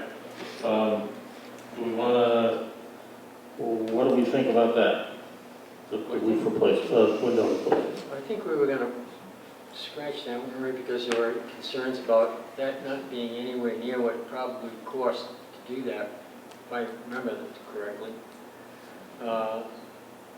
That was, I can't remember if it was Jim or someone said that that's a really low number, and they're not quite sure exactly what is required. I don't know if you guys want to speak to that. or Do you not. guys need windows? Well, they have drafty windows. So the question about the windows? Yes. The 60,000, is that, No, sure, thank you, Chris. So we figured out that based on the fact of pricing out the window and then doubling it for installation, that was our estimation on that, and tried to put it over a few years. Or we definitely need the windows, we're just trying to determine the cost of doing it all at once, we're separating it out, but also speaking with the selectmen about it, about different windows that we would need to price out to see if they're actually less expensive. so this 60, you're gonna need more than that? No, you're just doing 60 this year and No, it was, I believe it was spread out, I'll have to look at it again. It started out with 15, but then they thought it was 60 to do the whole project. I think it's hysterical, is that, I don't even, old guy like me read that. Yeah, it started out as 15 over 4 years. So You say, let's just do it now. So 60 total, and the rationale was that it was probably going to really wear on the HVAC system if you didn't replace them. So it was going to be one of these things, if you deferred the expense, it would actually grow considerably, because now you're into, that seems awfully inexpensive, 60 grand. How many windows are there? I just found time to put back in my budget. Yeah, right here. Yep, I got it right here.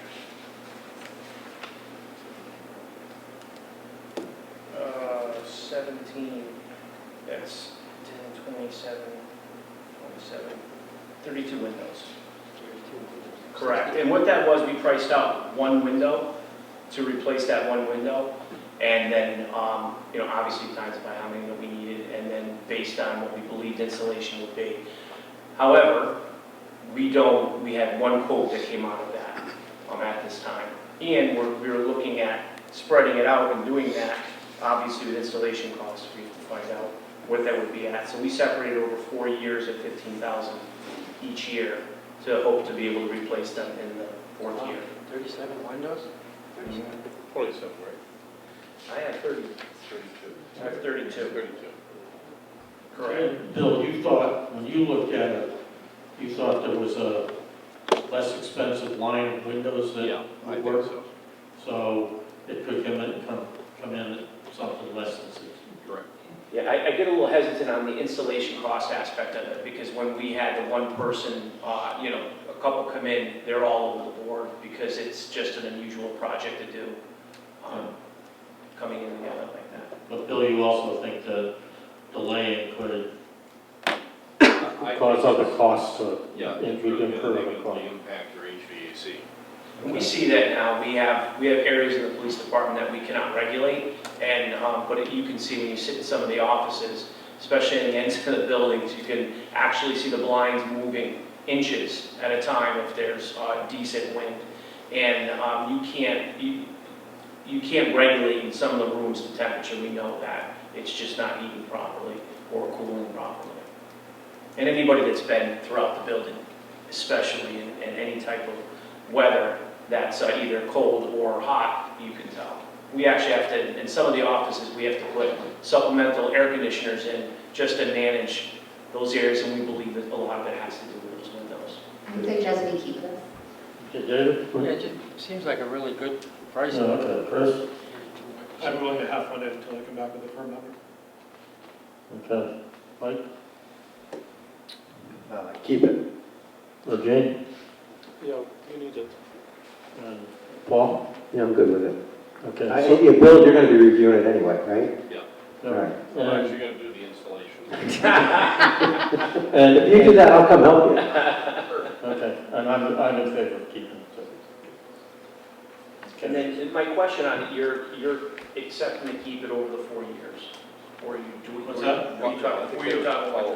No, The one thing I will caution is on that installation cost of getting the right contractor and making a determination where we're at that number. That was been the one that we haven't been able to nail down completely yet.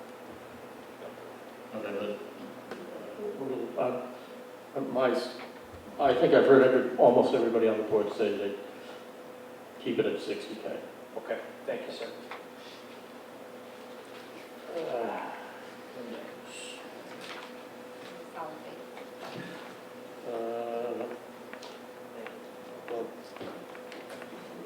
Okay, WPC, there's nothing in WPCA.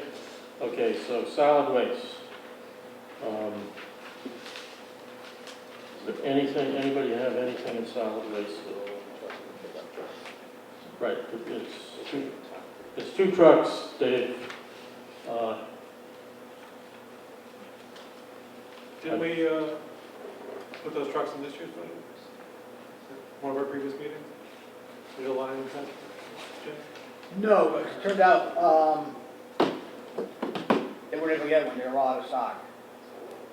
So we thought if we transferred some money, we could buy it immediately and avoid the, avoid price increases due to the uncertainty of tariffs, but yeah. there's nothing available to buy. That may be changing. Joe was supposedly getting something back today or tomorrow from the Freightliner up in Hartford, but I don't know where that's at. But at this point, as far as we know, there's nothing available, so that idea kind of went out the window, plus we still have to worry about snow removal costs. Okay. Which truck was that? It's the roll-on, roll-off truck, it has to be replaced, and the pickup truck is, needed to be replaced a while ago, so. So, do we take that out, or? No, we leave Yeah. it, but I think leave it. we leave it in. We have to replace it. We've been setting money aside for 3 We years. have no idea when it's going to be available. We're just- Well, yes, but if it's something suddenly became available, Okay. we need to be able to lock it in. That brings us to human services. There's nothing, what do we got in human services? Yeah, nothing. All right, everything went into the bond. Land use and development. Anything in there? I'd be in favor of cutting 75,000 Out of, for the open space line 94. what's the Line condition 94. of the open space account at this point? I know we, But I have to prove it. we spent it on a field. Yeah, I don't want to offer this, but I would compromise, I think it is helpful to have money in open space to keep that, but for design and engineering of the complete streets of like sidewalks, just since we have a few projects already underway, and I do hope we're gonna fund this study since there's so much money coming in to offset it. I think for this year, and I would say only this year, we could cut the 100,000 for the design and engineering of complete streets. Okay, the 75,000 is still in the 26, 27 budget, you're saying, right? She's suggesting cutting $100,000 from line 98 instead of cutting 75,000 from Open line space. 94. But we didn't fund open, or you guys didn't fund open space last year. I'd be in favor of cutting. Both? Yeah. You're in favor of cutting what, how much out of line 98? The 100,000. Yeah. Wait a minute, because you said complete seats, you mean 95? 95. Yeah, 95. 95. Oh, I'm sorry. Yeah, Cut sorry. 100 from 95. Yeah, Okay, keep my 98 mistake. intact. Right. Keep 94 and cut 95. And Danielle, you wanted to keep the 75,000 for open space? Yeah. Okay. Down payment on another field? How much money is in that? No. Zero, Now, maybe 100,000 or a little more. So we used to Yeah, have, we put money in little less. more. we used to have a lot, and then we spent it all. And I think there's just less of those big development projects that typically funded it. So I think it is really helpful to have some money in there to act quickly when things happen. And I think last year, yeah, nothing got funded in it, so it'd be nice to fund something this year, in my view. Yeah, I'm against it. Okay, Mike? Here's the thing. But you're gonna cut 50,000 out of line 95. I'd say 100. 100. The 100. whole 100, okay. I don't want to. I'm okay with what Danielle proposed. Okay, Gene? So just to recap, we take 100 out, we zero out line 95. With the open space, so now we have 100,000 in case the parcel comes up. No, we leave the 75 Because in we open need a space, budget. but we have 100 already. How often does a parcel come up, and do we need to jump on it right away? Yes, I'd say, again, this is just my experience, but when they do open up, it's quick, and it's really hard and challenging to then quickly come back, and I'd say in the time I was there, we preserved Pivatuck Farm, we needed that money pretty quickly. The Al Harvey was huge, and again, that took more time to be able to say, hey, we have this money sitting here that we have the ability to use, and it doesn't have to go through a whole process, really helped with funders. And then the field, the VFW field. So I mean, in 6 years, I mean, we've depleted that whole fund. The only problem, the open spaces, it comes off the tax rolls. If it's, a nonprofit that you give it to or whatever, that's another. I'd say 2 of the cases, they weren't on the tax roll array, and the other one, I think when you look at like, if instead it was a single family development, it would likely be costing us more than developing it. So I think you look at like Old Lyme that has so much preserved open space. They keep their mill rate low by preserving things, but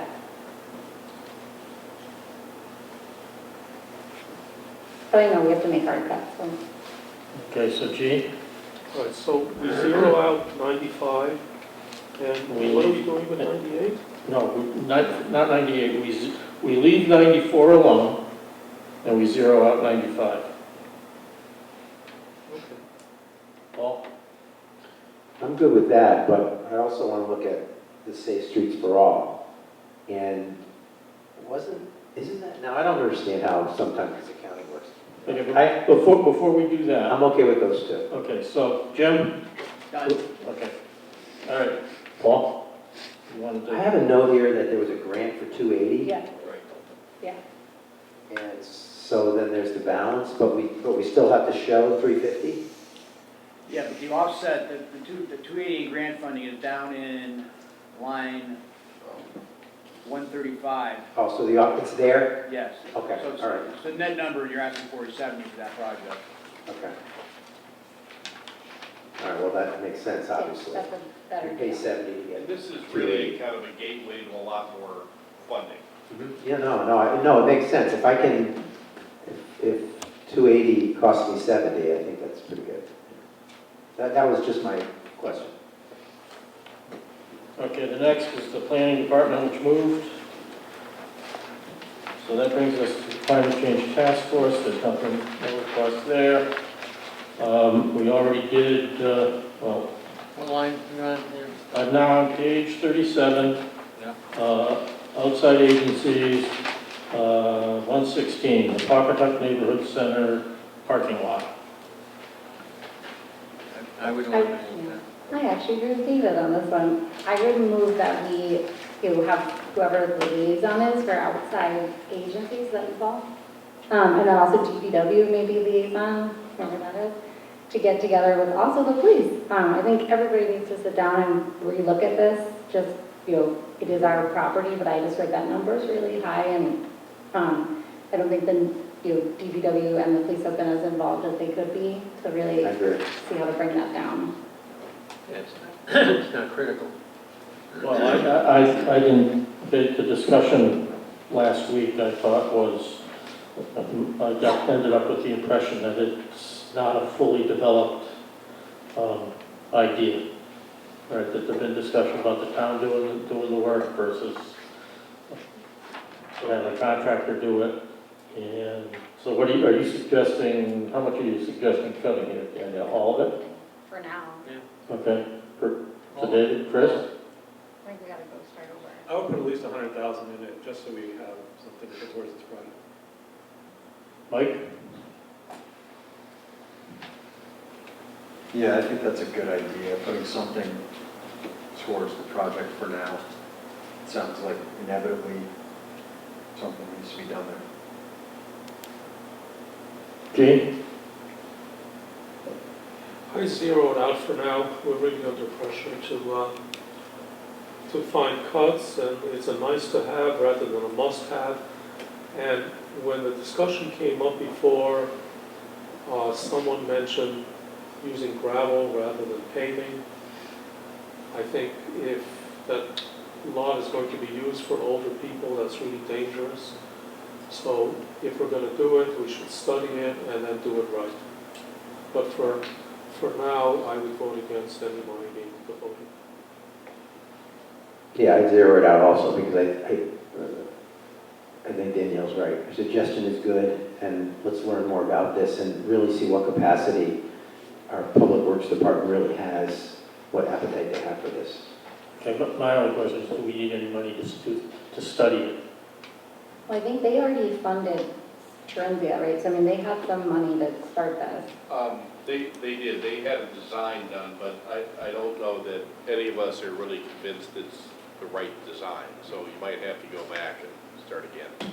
Maybe what you guys, like Leanne and Bill could say to Suzanne is just, yeah, like we have some money capacity in our bond, thanks to some changes there. So I mean, if they did come back and need something, maybe we could pull it from there, but keep it out of SIP for now, just since it's so uncertain of a number. Okay, yeah. So, pull it out of the bond, some cash for, If they need a if they need or- study. Yeah. okay, all right. But they might be able to fund it themselves because they did the first round. So, I think there's Jean, Paul, Danielle, and David are all in favor of zeroing it out. So, Jim? Yeah.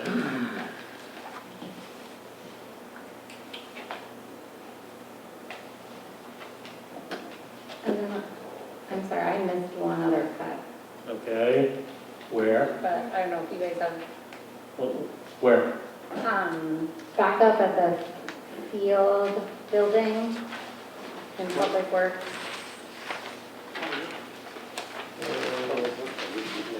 Line 49 on page 35, 49 under the Public Works Field Maintenance Facility, 33? Line 30, page 30? page 35, line 49. It's in for 211,500. And I do think this is needed, and I think all the stuff outside isn't great. But I think, not to put Nate and Tom on the spot, but is there a way we could do this for less than the 211,500? Yeah, so originally when we started looking at this, we got in touch with the company, they came down, and looked like we could do something for around the 125, which was originally put in there. And then working with Jim, we wanted to get a complete cost of what it would be to do the whole project, or what our end result, what we were looking for to get would be, and that was the 211.5. So to answer your question, I believe we could do something for the 125, then possibly come back next budget year to do some more. The additional was for heat, plumbing, and electrical. But I'm confident that the 125 could get us some kind of storage structure that we could then insulate heat down the road. And So you could rough in utilities, rough in, and go to plumbing or something like that? Right. Okay. Why would you use that? Why would you need that storage facility? So currently, right now, there's a multiple sheds down there, and all the equipment is pretty much sitting outside. I'd say it's over $200,000 worth of stuff. Kids are climbing on it. No, I don't mean the shed, I understand that. Why would you need to have heat?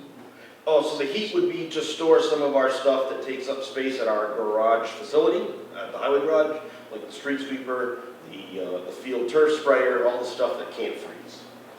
And this, by doing that, you could put it down there. We would then gain space at our garage to put plow trucks. And that's where you use that stuff also? Correct. Why would they freeze? So for winter storage, so like the big turf sprayer to spray the fields, it has to be kept inside.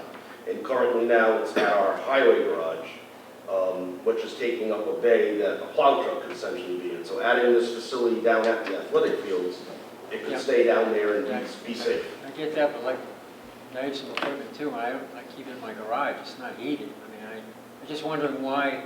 So the sprayer, it takes out water. It's pretty, I don't want to say it's impossible to winterize it, but if you left it out in freezing, it would wreck it. And I want to say that cost around $100,000 when we bought it. And same with the street sweeper, we actually winterized it last year. Still, even doing a thorough job winterizing it, still had pipes freeze in it and had to make repairs to it, unfortunately, when it was in Just that one piece of equipment? So it'd be two pieces. Okay, the other stuff is okay? Yes. Yeah.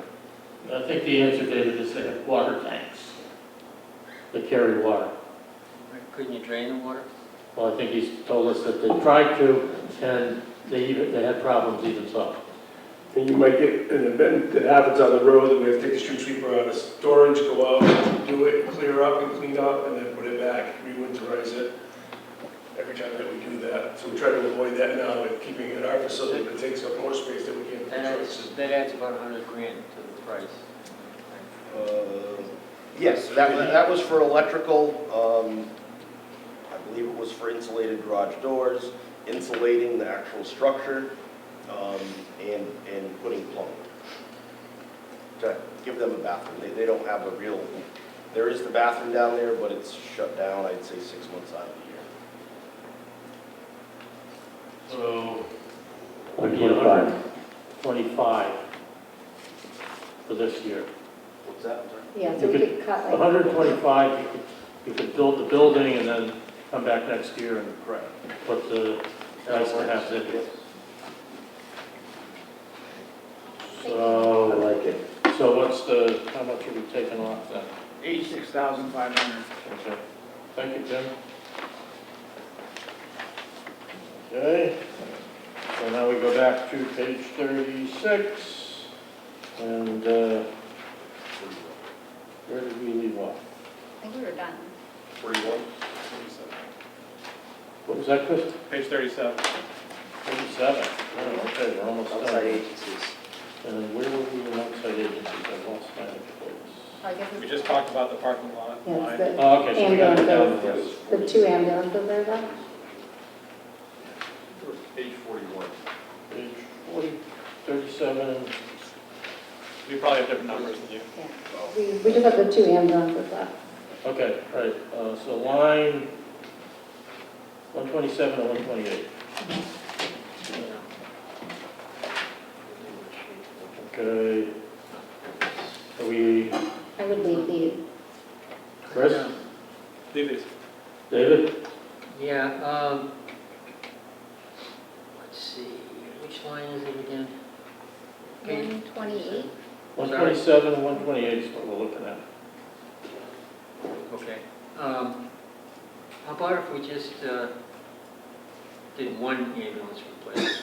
Is it just? It's two different it's Stonington ambulance, that money is to start forward funding an ambulance replacement. Yeah, I meant the one down below it, Wesleyan was going to two The stretchers. stretchers.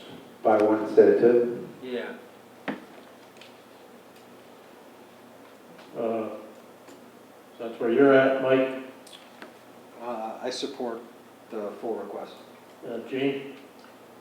I support the full request also. Okay, Paul? Yeah, I'll go with that. All right, so we're not gonna touch the ambulances. I think that's it. Is that it? Yep. All right, okay, great. We need it. Yeah, it's not 10 o'clock.